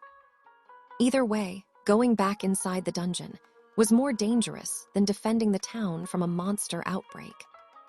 If their lives were truly in danger, he, Nicole, and Samantha could just fly away. Although he would feel sorry for the people of Otto City, he wasn't willing to risk his life to save them if it was impossible to do so. Simply put, depending on the circumstances, he wouldn't hesitate to drag Nicole and Samantha away to safety. A dungeon outbreak wasn't simple. For this to happen, all the monsters from all of the floors must congregate and move as a whole. The Weeping Dungeon had 30 floors. Every 5 floors, there was a boss monster or a mini-boss that wandered around the lower floors before reaching the final boss room. The hierarchy of the mini-boss and boss monsters inside the Weeping Dungeon was as follows. Goblin King Boss, 5th floor. Orc Champion Mini-Boss. Orc King Boss, 10th floor. Red Minotaur Mini-Boss. Ancient Minotaur Boss, 15th floor. Troll Warlord Mini-Boss. Blackskin Troll Berserker Boss, 20th floor. Ogre Warmonger Mini-Boss. Ogre Chieftain Boss, 25th floor. One-Horned Cyclops Mini-Boss. Red-Eyed Cyclops Final Boss, 30th floor. If a dungeon outbreak were to occur, that meant that all of these monsters would leave their respective floors and charge outside the dungeon, wreaking havoc on anything that blocked their way. Trolls and ogres were already giant-sized monsters. Cyclops were also monstrous creatures, and were just as tall if not taller than ogres. If these monsters were to really leave the Weeping Dungeon, then the city would definitely be destroyed if no reinforcements arrived on time. "Why is nothing easy?" Ethan muttered as he stared out the window of his room. Every mission that he participated in always had a catch, and most often than not, he would find himself in tricky situations that would force him to make a hard choice. While the young man was wondering if he had bad luck or good luck, the monsters on the deepest floor of the Weeping Dungeon had also started to stir. The gates of the boss rooms of the 15th, 20th, and 25th floors opened one by one, allowing the bosses of these respective floors to step out of their boss rooms. These monsters always had lackeys with them, and they stepped out as well to follow their leader. With a loud roar that reverberated inside the dungeon, these bosses rallied the monsters that were of the same race to their sides. The one-horned Cyclops, who wandered the 29th floor, stood in front of the boss room on the 30th floor and placed its hands over the golden gate. With a loud grunt, it pushed the gate with all of its might, trying to force its way in. Slowly but surely, the gates opened, revealing a darkness that was darker than black. At the farthest end of the room, the red-eyed Cyclops opened its eye, casting a reddish glow in the surroundings that made the one-horned Cyclops, who was itching for destruction, grin evilly. The leader of the elite party, whom the mayor had asked to investigate the Weeping Dungeon, cursed out loud. The moment he entered the dungeon, he immediately felt the overwhelming aura of the monsters who were gathering on the lower floors. "Everyone run," the leader shouted. "What's wrong?" one of his team members asked. However, he still ran just as his leader had instructed him. Their party had been together for many years, so he knew better than not to obey their leader's orders. "A dungeon outbreak is about to happen," the leader replied. "We should leave the town after informing the mayor. The forces here are not enough to handle this threat." They were the adventurer party, called the Red Wolves. They had the opportunity to go up to the 28th floor in the past, but were forced to turn back when they encountered the wandering mini-boss, the one-horned Cyclops. One of their members had died that day, and they were only barely able to escape with their lives thanks to his sacrifice. Since then, their party never dared to dive deeper than the 25th floor ever again. The moment that the party leader of the Red Wolves informed the mayor about the possible dungeon outbreak, he and his group left the city in haste. It was not because they didn't want to save the lives of others, but it was because they knew they couldn't. There was simply not enough manpower to defend the city from its inevitable destruction. Orcs and minotaurs were already a threat, but if the giant trolls, ogres, and Cyclops were to join the battle, the walls of the city would crumble beneath their might. Since the Red Wolves was a popular adventurer party in Otto City, their departure alarmed their friends and acquaintances, making them realize that their worst fears had come to life. "Sir, more adventurers are leaving the city," the vice mayor reported. "I have a feeling that even the town's guards might leave their posts as well and flee." The mayor of Otto City, Otto Richmond, sighed deeply. When the Red Wolves had made their intent to escape the city known to him, he agreed, but on the condition that they also took his family with them. Mayor Otto had already made preparations for his family to evacuate the city as soon as a dungeon outbreak had been confirmed. Unfortunately, he was duty-bound to protect the city that was entrusted to him by the king. Even if the city were to fall, he must fall alongside it, as it was what was expected of him by his liege. "Inform the people that a dungeon outbreak is upon us," Mayor Otto declared. "If they wish to leave, then don't stop them from leaving. To those who plan to stay and defend the city, tell them that I will greatly reward them if we manage to successfully defend this place. You can also leave if you want, if you don't want to escape at least. Ensure that your family can go to the capital safely."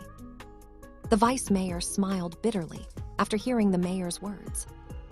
"I have already asked my people to escort my family to the capital," the vice mayor replied. "I will be staying here with you." Mayor Otto sighed, before patting the shoulder of his trusted companion. "Spread the word far and wide," Mayor Otto declared. "A dungeon outbreak is upon us, and those who wish to live should escape while they still can." News of the dungeon outbreak spread like wildfire. Even the inn where Ethan, Nicole, Samantha, and Lady Johanna were staying decided to close down and leave the city. "What are the three of you going to do?" Lady Johanna asked. "I know that the Patriarch's orders are absolute, but there is simply no way for you to defend this city when even the adventurers and city guards supposed to defend it are leaving." Samantha looked at Nicole with an anxious look on her face. As a witch, she could leave any time she wanted, and nothing would be able to stop her. However, she still stayed and waited for Nicole to make her decision. "Samantha, you head over to the last town we visited and rent a room in the inn where we stayed for a week," Nicole ordered. "If we're not back by that time, return to the academy and inform the headmaster of what happened here." "Are the two of you going to stay?" Samantha asked with a frown. "It's too dangerous. I heard there are ogres and cyclops. Those monsters are trouble." "It's fine," Nicole replied. "Ethan and I can fly away if our lives are truly in danger. Rest assured, I don't plan on dying anytime soon. There are still many things that I want to accomplish in my life." Samantha then glanced at Ethan, and the young man nodded his head. "Just like Nicole mentioned earlier, we can easily escape if we want to," Ethan replied. "Our lives will not be in danger." Lady Johanna wanted to say something, but decided not to. It was not her place to tell Ethan and Nicole what to do with their lives. "I will go with Samantha to the town you are talking about," Lady Johanna stated. "If I don't see you within a week, I'll return to the Estaf family and tell them of what happened here." Nicole nodded. "I'll see the two of you in a week." She didn't even bother to ask Ethan to go with them. In order to have a chance of survival, she would need him by her side. Many people might not be aware of Ethan's true strength, but Nicole knew just how powerful he was. Granted, it was impossible for the two of them to hold back countless monsters from a dungeon outbreak. But with enough preparations, Ethan would be able to play a major role in the upcoming defense of the city. She had asked Samantha to leave because she didn't want their friend to see Ethan's secrets. Although Samantha and Ethan had become good friends during the time that they were together, she also understood that the young man would not show his secrets openly to people he didn't trust. After Samantha and Lady Johanna flew away together, Nicole glanced at Ethan and motioned for him to follow her. "We're going to visit Mayor Otto," Nicole stated as she headed towards the Otto residence. "Maybe we can buy enough time for the reinforcements of the neighboring lands to arrive and help defend this city from destruction." Ethan didn't say a word and simply followed behind the young lady, who even in this situation didn't plan to back down from the chance to pass the trial that was given to her by the patriarch of the Estaf family. "Nicole, you've grown so much since the last time I saw you," Mayor Otto said with a smile. "How is your mother? Is she recovering from her illness?" "She is," Nicole replied. "You really don't plan to leave Uncle?" Otto shook his head firmly. "I will live and die with this city. That is the promise I have made to His Majesty." "Uncle, how many guards and adventurers are left to defend this place?" Nicole inquired. Mayor Otto was a very close friend of Nicole's mother, since both of them had attended Brynhilder Academy when they were young. He was also one of her mother's staunchest supporters. It was because of her connection with him that the other members of the Estaf family didn't dare to directly bully Nicole and her mother. The mayor of a dungeon city held considerable influence among other nobles. It was a terrible idea to make an enemy of him because he reported directly to the king. "Not many," Mayor Otto replied with a resigned expression on his face. "This city will fall the moment the monsters scale or break through the city walls." "Uncle, what if I tell you that there is still a chance that we can turn the situation around?" Nicole asked. "What are you willing to pay to make it happen?" "Anything," Mayor Otto replied in a heartbeat. "What do you want?" "Did you send your treasures with your family?" Nicole asked. Mayor Otto nodded. "I only kept a few, but the rest is with them." How many of the wizards and witches under your command still remain in this city? Around 30. They plan to help until they can no longer help. The majority of them will be riding their flying brooms while casting spells. If the city can't really be defended, they will escape as we've discussed. 30, Nicole frowned. It's barely enough. Mayor Otto didn't know what Nicole was thinking, but he was really grasping for straws. This was why when Nicole mentioned that there was a possibility of saving the city, he didn't shy away from asking her what she wanted. I will need them to do something for me, Nicole said after pondering for a few minutes. Also, I need all the beast cores and mana crystals in your possession. We only have one shot at this, so make sure to loosen your pockets, Uncle. Girl, I'll likely end up dead if there is really a dungeon outbreak, Mayor Otto stated. Do you think I will need beast cores and mana crystals when I'm dead? You can have them all. Just make sure that we get a fighting chance. Nicole nodded. Don't worry, Uncle. I will do my best to help you overcome this calamity. True to his word, Mayor Otto gave Nicole all the beast cores and mana crystals that were left in his treasury. As the mayor of a dungeon city, more than half of the resources he received from the dungeon were given to the kingdom. However, that didn't mean that what was left was a small amount. It wasn't. In fact, it was more than enough for the mayor to spend in his entire lifetime, so he gave half of it to his family when they escaped to the capital. That way, even if he died, they would have the funds to survive for several years. The only reason why he didn't give them everything was because he was hoping that the beast cores and mana crystals could be used to defend the city. Although Mayor Otto was prepared to die, that didn't mean that he planned on dying. On the contrary, he planned to do everything in his power to survive. Mayor Otto then gathered all the wizards and witches who were still in the city and asked them to cooperate with Nicole, who planned to create a city-wide magic circle that she was planning to use to defend the city.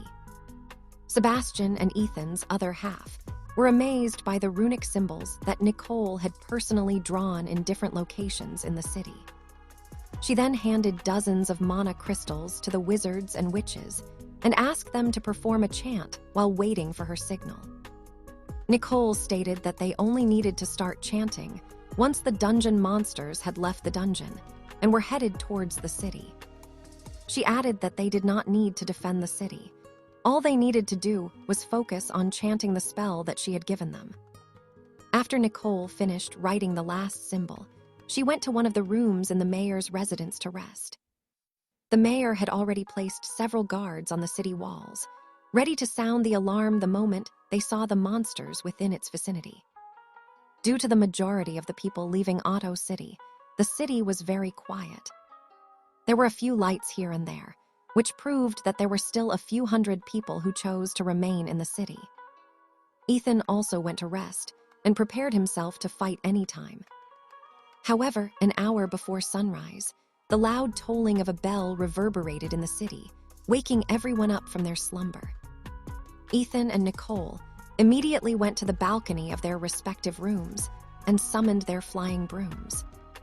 The wizards and witches, who chose to remain, all soared toward the sky to look at the situation. In the distance, hundreds of monsters were starting to leave the dungeon, making all of their faces turn grim. Everyone, please go to your assigned positions, Nicole said as she glanced at the wizards and witches who had decided to stay. If this plan fails, feel free to escape, but until then, please stay for as long as you can. We only have one shot at this. If this was an ordinary time, these wizards and witches would not bother to listen to a teenage girl like Nicole. However, they were the people who had lived in the city of Otto for many years and considered it their home. Since Mayor Otto said that Nicole had a way to give them a chance to repel the monsters, they were willing to listen to her and set aside their pride and seniority for a chance of survival. One by one, the wizards and witches flew towards their respective places and waited for Nicole's signal. "Are you ready?" Nicole asked Ethan, who had already summoned a pair of fairy wings onto his back and was hovering beside her. "Yes," Ethan replied. "We can start anytime." After hearing his reply, Nicole started to chant, and a pillar of golden light shot towards the heavens. A moment later, more lights appeared as the city-wide magic circle that Nicole had prepared finally came to life. Dark clouds started to gather over Otto City. Faint rumbling sounds could be heard in the sky as Nicole, the wizards, and the witches used the mana crystals in their possession to activate the city-wide magic circle that Nicole had drawn the day before. It was impossible for them to defend the city using normal means, so they had to resort to unusual methods to make it happen. Manipulating weather was a common practice for powerful wizards and witches. In fact, some used these spells to give themselves a territorial advantage. After witnessing Ethan's battle with Cedric, Nicole suddenly had an idea, and she planned to use it to the fullest. Aside from the magic circle that she had drawn, she had also asked the wizards and witches who specialized in earth magic to blockade the source of the river, which resulted in a man-made moat that surrounded Otto City. Since she had only one shot at this, she went all out and prepared to create the perfect stage for Ethan to shine. Preston and Luca had already evacuated the city and returned to the capital. Unlike Nicole, they didn't really think that they had a shot in the air wars and were simply joining it because they were forced to. In fact, they planned to use the dungeon outbreak as the perfect opportunity to gracefully exit the stage. They believed that even the two monstrous talents of the Asta family wouldn't be able to survive if they were in their shoes. Since they had a legitimate reason to quit without suffering a harsh backlash, why wouldn't they take it? They even found Nicole's stubbornness quite pitiful, but in the end, they believed that she would also choose to escape once things spiraled out of control. Mayor Otto was recording the battle that was about to unravel in his recording crystal, so that even if he died, the king would know that he never made any attempt to escape his duties as the city's mayor and fought alongside everyone who stayed and tried to defend Otto City. As the rumbling of thunder became louder, the roars of the monsters started to reach the city. Nicole's face was solemn as she continued to chant and activate the magic crystal that littered the ground, empowering the grand spell that would give them a chance at victory. Soon, a single droplet fell on her hand, which made her sigh in relief. More drops of water fell, and soon, rain began to fall in earnest. Flashes of lightning illuminated the darkened sky, giving sight to the dark horrors that were slowly but surely approaching the city. Ethan held the sea god's trident firmly in his left hand, and in his right, he held his wand. His eyes were closed as he slowly tapped into the power of his legacy. Ethan was carefully opening the gates that held back his power, similar to a controlled opening of a dam.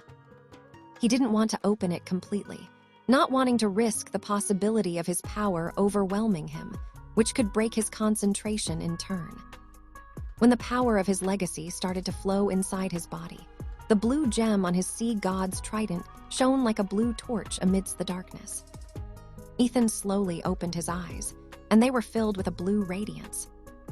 Nicole, who was by his side, couldn't even see his pupils, only the fierce blue light that was emanating from his eyes. Outside the city, the monster army advanced steadily, forming their ranks. However, things started to change when the goblins at the front of the formation started to shriek as they raised their weapons. Perhaps feeling giddy due to bloodlust, the goblins all roared in unison before charging toward the city gate, which was firmly shut. The orcs, as if competing with the smaller goblins, all shouted their war cries and charged forward as well. Seeing this development, Mayor Otto then raised his right hand as he commanded the loyal guards, who had stayed to protect the city. "Aim," Mayor Otto shouted. All the guards on top of the city walls raised the crossbows in their hands and aimed, ready to fire their crossbows at the enemies who were about to reach their strike range. "Fire," Mayor Otto ordered. The sound of bolts being released from crossbows spread in the surroundings. The goblins and orcs who were hit by the crossbows cried out in pain, but they still charged forward, despite the fact that there were bolts embedded in their bodies. "Fire at will," Mayor Otto commanded, and the defenders unleashed one crossbow bolt after the other as the rain started to become stronger, lowering the visibility in the surroundings. The monsters that managed to reach the city walls tried to scale them, but due to the rain, they had become slippery. In the end, they just hammered the gates with the intention of destroying them. But just as the defenders were about to attack the monsters that were ramming the gates, something landed on the city walls, resulting in a loud thud. A minotaur had landed on the ramparts, making Mayor Otto's eyes widen in shock. A moment later, more monsters began to fall into the city like rain, unleashing their bestial roars after they had successfully landed. At the rear of the monster army, the trolls, ogres, and cyclopes were throwing the high orcs and minotaurs over the city walls, allowing them to infiltrate the city and open the gates from within. A city guard cried out in horror as one of the minotaurs raised its axe to hack him in half. But before the monster could do anything to him, an ice spike pierced through the minotaur's arm, changing the angle of its strike. The axe missed its target by a foot, and the city guard used that opportunity to run away. The high orcs and the other minotaurs started to run toward the gate in order to destroy the mechanism that had raised the drawbridge, preventing anyone from entering the city from the outside. The city was mostly deserted, and most of the defenders were on the ramparts, fighting off against the monsters that had scaled the walls. Because of this, they didn't have the manpower to direct their attention to anything else, and could only do their best to survive fighting the enemies that engaged them in close combat. When one of the minotaurs reached the gate, it immediately raised its axe to hack the steel chain that was keeping the drawbridge raised. But before it could strike, it found that its arms had already been sliced off its body. The faint silhouette of the mermaid princess, Illumina, swam across the rain-filled city and started her one-sided slaughter. Due to the sheer numbers of mana crystals that were still supplying the magic circle with power, Illumina gained enough magic power to act according to Ethan's will, while the latter was channeling enough magic to unleash his grand aria. Nicole glanced at the mermaid princess in the distance, who was actively slaughtering all the monsters that were trying to reach the gate. She also noticed someone wearing tight-fitted black clothes, ambushing the monsters, and killing them with one precise strike to their vital parts. The rain had now become strong enough that she was no longer able to see this figure clearly. But Nicole knew with absolute certainty that there was a professional assassin who had joined their ranks to defend the city. Of course, this assassin was none other than Lilith, who had shifted back to her cat-kin form due to Ethan's order. The order she received was simple: help Illumina prevent the monsters from lowering the drawbridge and leave the rest to him.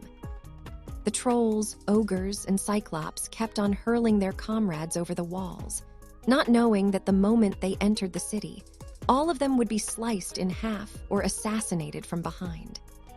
Perhaps getting impatient due to the lack of response from the monsters that they had tossed inside the city, the troll warlord, black-skinned troll berserker, ogre warmonger, ogre chieftain, and the one-horned cyclops all charged toward the drawbridge with the intention of destroying it forcefully. Their attacks were brutal and relentless, causing hardwood to splinter from their strikes. The one-horned cyclops dealt the final blow, and the gate shattered under its overwhelming might.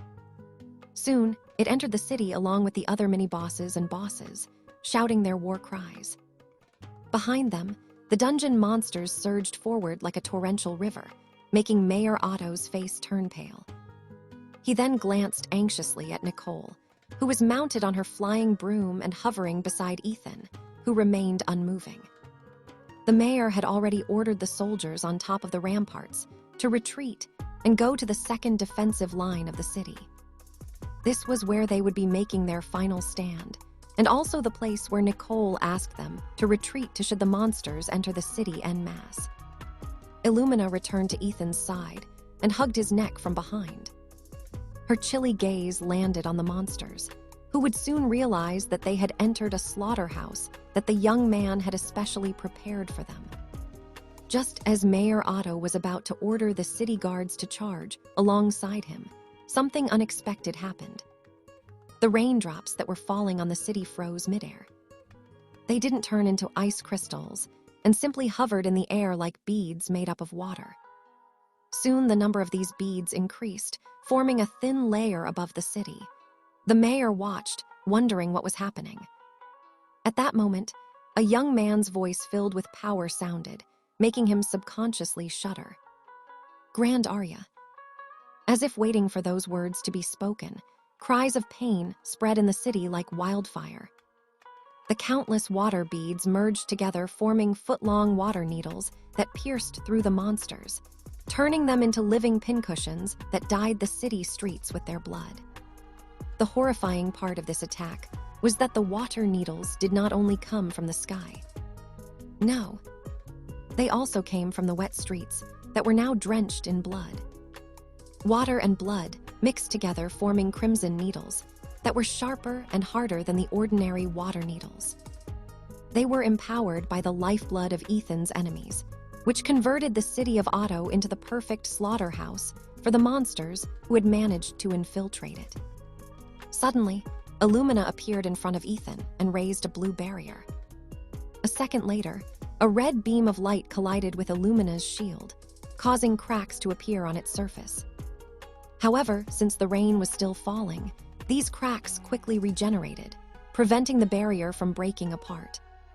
When the beam finally ended, Ethan's gaze landed on the biggest monster outside of the city, whose red eyes were locked on his body. The last boss monster of the Weeping Dungeon was preparing to fire another beam attack at Ethan when the young man pointed his hand at the creature, who had tried to sneak attack him from a great distance.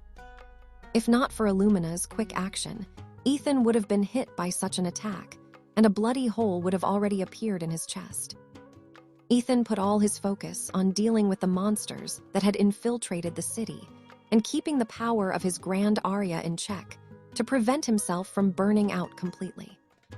Because of this, he didn't have the willpower to direct his attention anywhere else, leaving his defense to Illumina and Nicole. Illumina was angered by the red-eyed Cyclops' attempt to kill Ethan and wanted to personally deal with it. But she refrained from doing so. Her role was to become Ethan's shield. There was already someone who was assigned the position of his sword.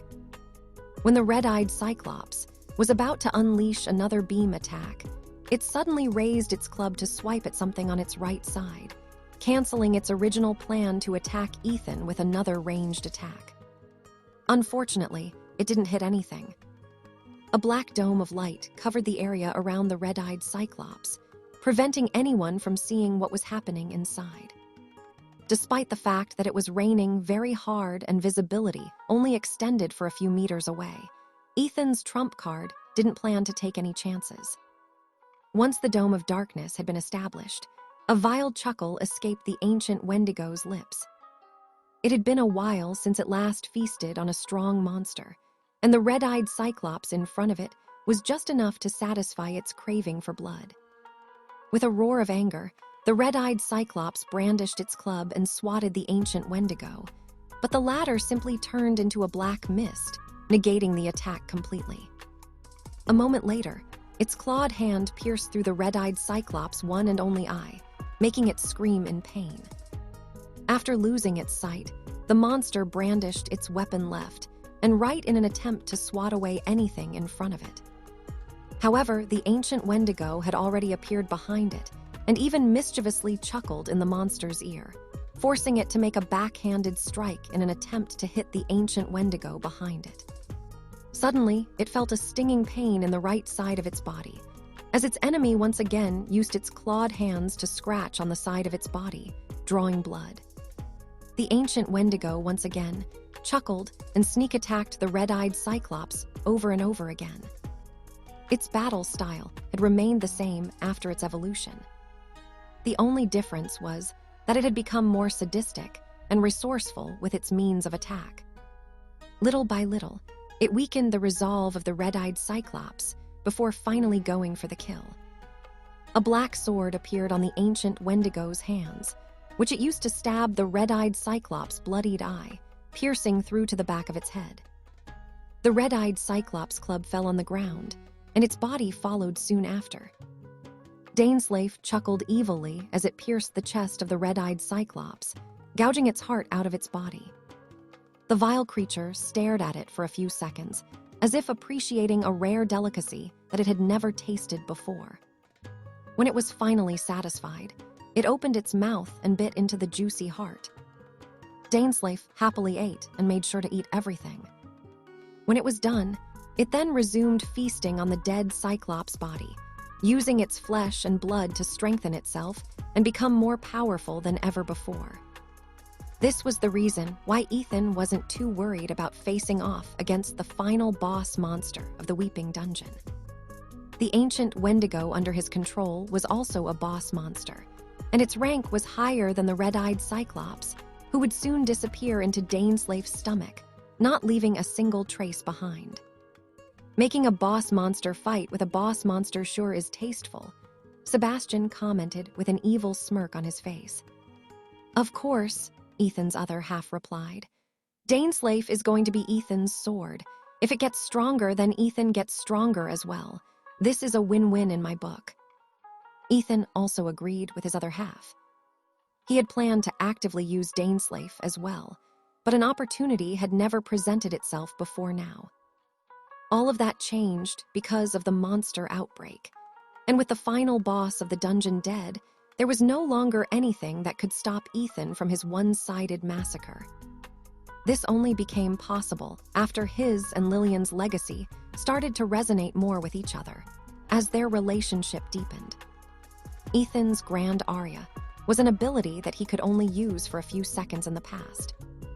All of that changed after Lillian arrived at Brynhildr Academy. Although he still couldn't summon a thunderstorm on his own because the two of them hadn't completed their union yet, he still had better control of his legacy thanks to her support. Nicole, who was not aware that the final boss had already been defeated, joined Mayor Otto, as well as the other wizards and witches in killing the monsters that had been incapacitated by Ethan's Grand Aria. The cleanup operation lasted 3 full hours, because some of the monsters had hidden themselves inside the houses of the abandoned homes in the city. If not for the fact that Ethan's other half had strong detection abilities, the cleanup operation might have taken longer. That day, a very thankful Mayor Otto held a victory party in his residence and rewarded those who participated in the battle generously, almost emptying what remained of the gold coins in his treasury. Even so, he gladly did it. Not only did he succeed in saving his city, but he was sure that he would also be handsomely rewarded by the king for not leaving his post, despite the fact that his chances of surviving the dungeon outbreak had been almost non-existent. Of course, this victory was all thanks to Nicole's and Ethan's participation. So he, using the authority bestowed upon him by the king, took matters into his own hands. He awarded Nicole and Ethan all the beast cores from the monsters that had died in the city. Not only that, he promised that he would also give them 2 magic artifacts each, which they could choose from his collection. News of Otto City surviving the dungeon outbreak spread like wildfire. The reinforcements from the noble houses, who bordered the city, arrived at the scene 3 days after the calamity ended. The reason why they were late to arrive was due to the fact that the nobles didn't want to lose too much of their private armies, trying to protect the city. They delayed dispatching their troops with the excuse of they needed time to prepare.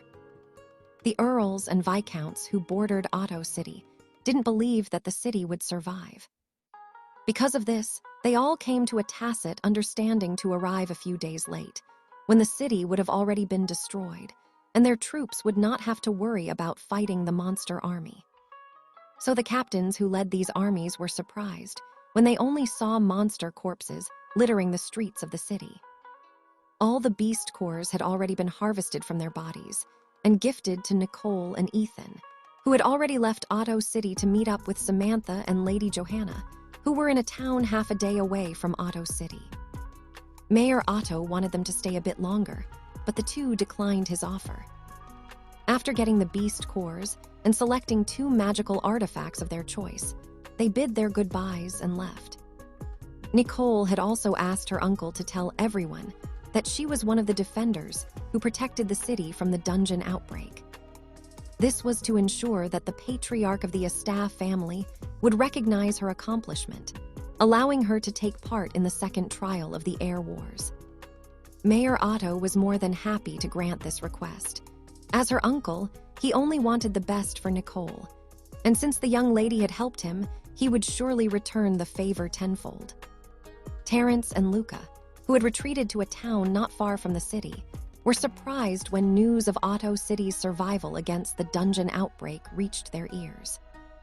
Both of them thought that the city was done for, which was why they had decided to escape while they still could. "I guess Nicole will get a medal from the king after this news reaches the capital," Luca muttered. "She might even get the privilege of jumping directly to the third trial for the fame the Astaf family will gain from this incident." The Astaf family was one of the strongest supporters of the royal family. If one of their members did a great service for the kingdom, they would be generously rewarded, as befitting of their noble title and rank. But how did she do it? Luca thought. He knew that Nicole was a talented magic knight, but she alone couldn't have possibly held off such a massive monster army. Even the two monsters of the Astaf family, whom everyone had labeled prodigies, would not be able to accomplish what she had done, which begged the question, how did she do it? "I guess I'll do a bit of digging," Luca mused. "It's unwise to put all your eggs into a single basket after all." After making up his mind, Luca hired a coachman and asked him to take him to Otto City so that he could conduct a better investigation. Meanwhile, somewhere in Eastshire. "I shouldn't have left," Samantha pouted. "I shouldn't have let myself be convinced to flee while the two of you fought. If I was there, I would also be rich now. It's so unfair. Both of you got hundreds of beast cores and even 2 magical artifacts. As for me, what do I get? Just a little over 30 beast cores for my trouble. Why did I leave?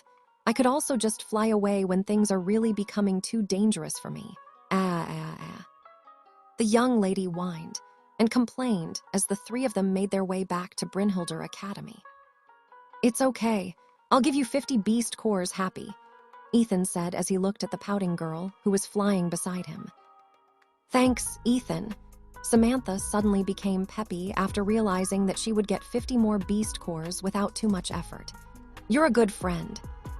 The shameless beauty then gave Nicole sidelong glances, making the latter shake her head helplessly. "Fine, I'll give you 30 beast cores," Nicole relented. "Happy." "Very happy," Samantha nodded. "Make sure to invite me again when you are off to another trial. I'll definitely be there, I swear." Nicole and Ethan gave each other a knowing glance before smiling bitterly. Of course, they didn't mind sharing their spoils with Samantha. After all, they were the ones that forced her to leave. The reason why they were feeling bitter was due to the fact that the girl had been whining and pouting for more than a day, until they decided to share a bit of their spoils in order to make her happy. "Still, how did you manage to defend against a dungeon outbreak?" Samantha asked. "You only vaguely explained it to me. I can understand that you purposely spoke like that because Lady Johanna was with us. Now that it's just the 3 of us, can you explain how you did it?" Nicole glanced at Ethan, and the latter nodded his head. "Do you remember that time when Ethan fought against Cedric?" Nicole inquired. "How could I possibly forget that?" Samantha smiled mischievously before shifting her gaze to Ethan. "This handsome guy fought topless and seduced nearly all the ladies watching that duel." "Well, basically, that was how we dealt with the dungeon outbreak," Nicole explained. "Mayor Otto and the wizards and witches in Otto City worked together to conjure a thunderstorm. Ethan did the rest and used the heavy rain to his advantage." "You did what?" Samantha looked at the young man flying beside her in disbelief. "You used a thunderstorm to wipe out the dungeon outbreak. Wow, that's amazing." "I know, right?" Ethan replied in a teasing tone, which made Samantha look at him with a solemn expression on her face. It was as if she was contemplating asking Ethan if he would like to take a detour with her to her family's residence, so that she could introduce him as her fiancé. But when she remembered how many girls the handsome young man was dating, She decided that it wasn't worth it and sighed loudly instead. Why are all the good men taken? Samantha pondered. I guess I'll start looking at the eligible bachelors in the academy. Maybe there is a rough gem among them that only needs polishing. Samantha had set a high standard for her potential partner due to Ethan, which would cause her family a lot of trouble later on, trying to find the right man that would meet their daughter's high standards in men. The return trip was smooth, and there were no mishaps along the way. Aside from the grueling hours flying in the sky, they were like 3 people out on an excursion in the countryside. A few days later, nearing midnight, they finally arrived in Limburg town. Since Brynhildr Academy was only an hour away, they decided to take a good rest for the night and return to the academy tomorrow. Originally, they would have made camp just before sunset, but all of them decided that it would be best if they endured until they reached Limburg town, so that they would no longer have to sleep in the wilderness. Fortunately, there was an inn open for 24 hours a day, so they went there to rest for the night. This time, they all booked separate rooms, and Nicole and Samantha no longer had to share a room. Limburg town was safe enough, and there were wizards and witches patrolling it on a regular basis. After heading to their respective rooms, Ethan decided to remove all of his clothes in order to take a bath. They had been traveling for a long time, and he felt sticky due to the dirt and dried-up sweat that had accumulated on his body during their journey. When the relaxing shower was over, Ethan dried himself with a towel and used wind magic to dry his hair. Lilith then jumped out of his shadow so that she could also take a bath to clean her body. Although she had spent most of the journey in Ethan's shadow, she wanted to clean herself properly since she always slept beside him at night. Just as she returned to her cat kin form, Lilith allowed the cold water to wash away the heat that was rising in her face. She had been taking a nap when they arrived in Limburg town, so she wasn't aware that Ethan was going to take a shower. The catkin only woke up when she felt a cold sensation in her surroundings, making her open her eyes. She then saw a naked Ethan, humming in the shower as he cleaned his body. Since she was given a good opportunity to take a good look at her master's assets, the catkin made sure to engrave everything in her memory. This was why her body was now heating up. She could only hope that the cold water would be able to relieve the heat and slow the blood that was rushing toward her head. While Lilith was taking a shower, someone knocked on Ethan's door, which surprised the young man who was about to sleep. "Who is it?" Ethan asked. "It's me, Nicole." Thinking that the young lady had something important to say to him, Ethan opened the door. Nicole was in her pajamas, which took Ethan by surprise. Although she was wearing plain pajamas, seeing her like this felt so refreshing that Ethan's gaze lingered on her clothes a little longer than necessary before he raised his head to meet her gaze. "Is there something I can help you with?" Ethan asked. "Yes," Nicole replied before making a gesture for Ethan to come closer to her, because she planned to whisper something in his ear. Ethan did as he was told and moved his ear closer to her. However, instead of words, he felt something soft press over his right cheek. "Thank you," Nicole said. "This is the reward I promised last time." Ethan was surprised, not expecting that Nicole would kiss his cheek. "What? Were you perhaps hoping that I'd kiss your lips again?" Nicole asked in a teasing tone. "No," Ethan replied. "I was just surprised that you actually did it." "Well, you did help me a lot during the dungeon outbreak," Nicole said. "Also, I feel a bit sorry for you because your contribution will be relayed to the royal family. Expect them to send someone to invite you for an audience in the capital." Ethan internally groaned after hearing Nicole's statement. He didn't really want to have a relationship with the royal family of Eastshire. Everything simply became more complicated whenever nobles and the members of the royal family were involved. He already had experience when it came to dealing with the royal family of the Magdar Kingdom in the lands of Alastair. Ethan even took care of Princess Ramona for a few months, and it was more than enough to make him understand the power struggles among the members of the royal family. Suddenly, Nicole looked in the direction of the bathroom because she could faintly hear the sounds of the shower being used. Is there someone using your shower? Nicole asked in a mischievous tone. Did you perhaps ask the young lass downstairs to warm your bed for the night? Of course not, Ethan replied. I just left it on because my cat wanted to take a bath. Oh, that cat, Nicole nodded. She knew that Ethan kept a black cat, which he named Lilith, and even made his familiar. However, she had no idea that Lilith was actually a cat-kin in disguise, and was a member of the 4 protector clans that were duty-bound to keep Ethan safe. Well then, I'll see you tomorrow, Nicole said. Once again, thank you for everything. I will also expect your help in the second trial. You got it, Ethan nodded. Good night, Nicole.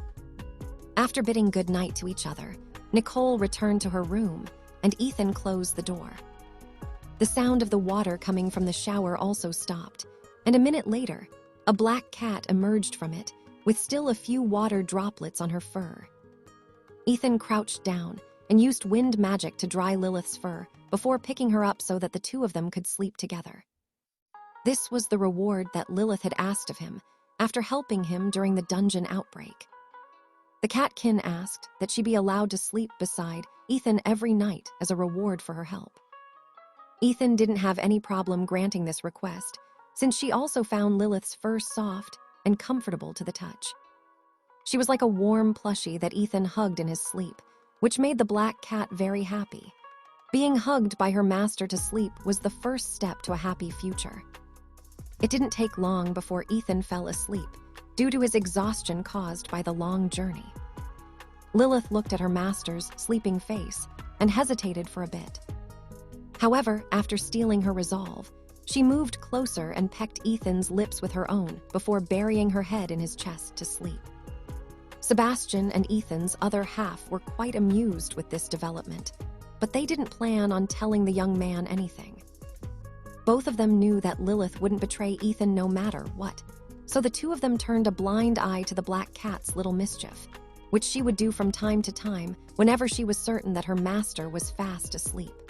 A week after the dungeon outbreak in Otto City took place, Mayor Otto was invited by the King of Easter to come to the capital city in order to personally make a report of what had happened.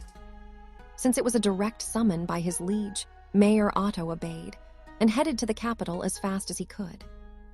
Manpower had already been sent to repair the damages that was done to the city, and the kingdom's grand magicians personally inspected the state of the dungeon to check if the dungeon core was still intact and didn't have any problems.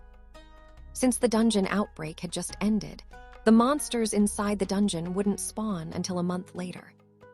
This was what the wizards referred to as a dungeon reset, where the dungeons would revert to their default setting, preventing a dungeon outbreak from happening for at least a decade. While this was happening, Mayor Otto knelt in front of the king and paid him his due respects. Your Majesty, I am thankful for the manpower you have sent to Otto City, Mayor Otto said. Those who had evacuated are also returning to the city. Although it will take a few weeks before the dungeon starts to spawn monsters again, I believe that we will encounter no problems once the dungeon city's operations start. The king smiled before giving Otto a brief nod of acknowledgement. I'm very happy that you didn't abandon your city and stayed with it until the end, the King of Easter stated. Tell me, Otto, how did you do it? I read in your report that you were helped by 2 students from Brynhilder Academy, namely Nicole Estat and Ethan Gremory. But I still find it hard to believe that you managed to wipe out the monster army with the forces that were available during that outbreak. Mayor Otto could understand why the king was thinking this way. Even he still couldn't believe that they were able to defend his city using the method that Nicole had proposed to him more than a week ago. Your Majesty, it will be best if you see it for yourself. Mayor Otto took out a recording crystal from his storage ring and activated it. On the crystal, the king, the queen, and the ministers of the kingdom saw the monster army marching toward the city. A moment later, the scenery changed and showed a beautiful pink-haired witch riding on a broom, and a handsome young man with long blue hair, hovering beside her with the use of the fairy wings flapping on his back. There, they saw Nicole begin to chant, activating the citywide magic circle that summoned dark clouds in the sky. The Grand Archmage, standing beside the king, narrowed his gaze after seeing what was happening in front of him. "Weather manipulation," the Grand Archmage muttered. "I see. So she used mana crystals to empower the magic circle, a very wasteful but effective strategy." As the Grand Archmage of the Easter Kingdom, he was also capable of changing the weather. But unlike Nicole, who had to draw a magic circle and use mana crystals, the Archmage, who was the right-hand man of the king, could summon a blizzard at will, trapping his enemies in a blanket of heavy snow and ice. They saw how it started to rain, and how the monsters used an ingenious strategy to throw their comrades over the walls so that they could attack the defenders and lower the drawbridge. Due to how intense the situation was, the scenery changed with Mayor Otto facing off against a minotaur and killing it. The projection showed how the city guards tried to hold their ground against the invading monsters, but they were starting to get pushed back little by little. They saw when Mayor Otto ordered the retreat and ran in the middle of the city where they planned to make their final stand. A moment later, they saw Ethan manipulate the raindrops and transform them into beads of water, which later merged together to form water needles. Tilda, the king, arched an eyebrow when he saw how Ethan started a one-sided massacre, using the rain to his advantage. "Interesting, I didn't expect someone to have that kind of control over the water element," the Grand Archmage commented. "I thought only my apprentice could do such a thing, but it seems that Brynhildr Academy has produced another talent yet again." The king and queen nodded their heads. However, gasps of surprise spread in the throne room when a beam of light appeared in the projection, which flew toward the young man who was defending the city. When they saw a blue barrier block the attack, all of them sighed in relief. Losing a talent like Ethan would have been a big loss for Easter as a whole. That child had to live at all costs. Since Mayor Otto was inside the city, he didn't see what happened afterward. All they saw was Ethan pointing at something outside the city. After that, the young man shifted his attention to the other monsters and continued his massacre. An hour later, the projection ended. Everyone now understood how Otto's city survived, which made the king glance at one of his ministers who stood on the right side of the throne room. "Oscar, looks like a member of your family has done great service to the kingdom. Make sure to reward her appropriately," the king of Easter, Austin Whitehall, said with a smile. The king had short hair and gray eyes, and he had a character that was loved by all. On the battlefield, his blade could cut through his enemies like a hot knife through butter. Seated on his throne, he was as sly as a fox and a formidable ruler, whom everyone respected and loved, including his children. The man he called out was none other than the patriarch of the Asta family, Oscar Asta. He was already 120 years old, and yet he only looked as if he was in his early 60s. His brown hair had started to turn gray in several places, but his stance was that of a formidable warrior on the battlefield. If the Grand Archmage was the strongest wizard of the kingdom, then Oscar Asta was its strongest magical knight. "Yes, your majesty," Oscar replied as he gave his liege a respectful bow. His face remained calm, not showing any emotions. But those who knew him could tell that he was quite proud that a member of his family had achieved something great, which had been recognized by the king himself. The king was aware of the Asta family's air wars and had even given Oscar his blessings. Because of this, he gave a subtle hint that someone like Nicole must be treasured well, especially since she had played a major part in defending one of the 3 dungeon cities in the Kingdom of Eastshire. "By the way, Otto, what kind of reward did you give these young heroes who helped save your city and your life?" King Austin asked with curiosity. To answer His Majesty's question, I gave them all the beast cores from the slain monsters, and I bestowed upon them 2 magical artifacts of their choice. The king nodded his head in approval, as he deemed that those were indeed appropriate as rewards.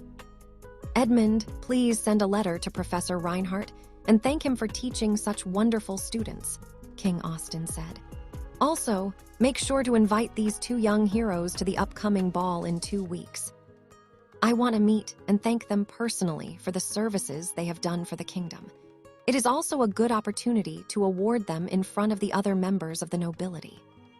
The Grand Archmage of Eastshire, Edmund Bourbon, nodded his head in understanding. The Archmage was nearing 100 years old, but unlike Oscar, who looked like he was in his early 60s, Edmund looked his age. He had long white hair and a long white beard that reached down to his chest. He was also wearing a monocle on his right eye and an eye patch on his left. As to why he was wearing an eye patch, no one really knew or dared to ask him this question. "Understood, Your Majesty," Edmund replied. "I was just about to pay Reinhardt a visit, so the timing is rather convenient. I will be able to personally give them your invitation." What invitation? You are the one who is going to invite them," King Austin frowned. "Oh no, Your Majesty," Edmund countered. "I am only going to deliver your invitation. You will have to write it yourself." "You're just making me have unnecessary work. Just invite them in my name and that's it," King Austin snorted. However, the Grand Archmage only smiled before whispering something in his king's ear. A second later, the king clicked his tongue before nodding his head. "Fine, I'll personally write a letter," King Austin replied. "Happy." "Of course, Your Majesty," Edmund nodded. Mayor Otto smiled after seeing this exchange, knowing that Nicole and Ethan would get the attention they rightfully deserved. What he didn't know was that Ethan didn't want any extra attention and only wanted to live peacefully in Brynhildr Academy. But now, he would have no choice but to meet the ruler of Eastshire, who was very interested in meeting him face to face.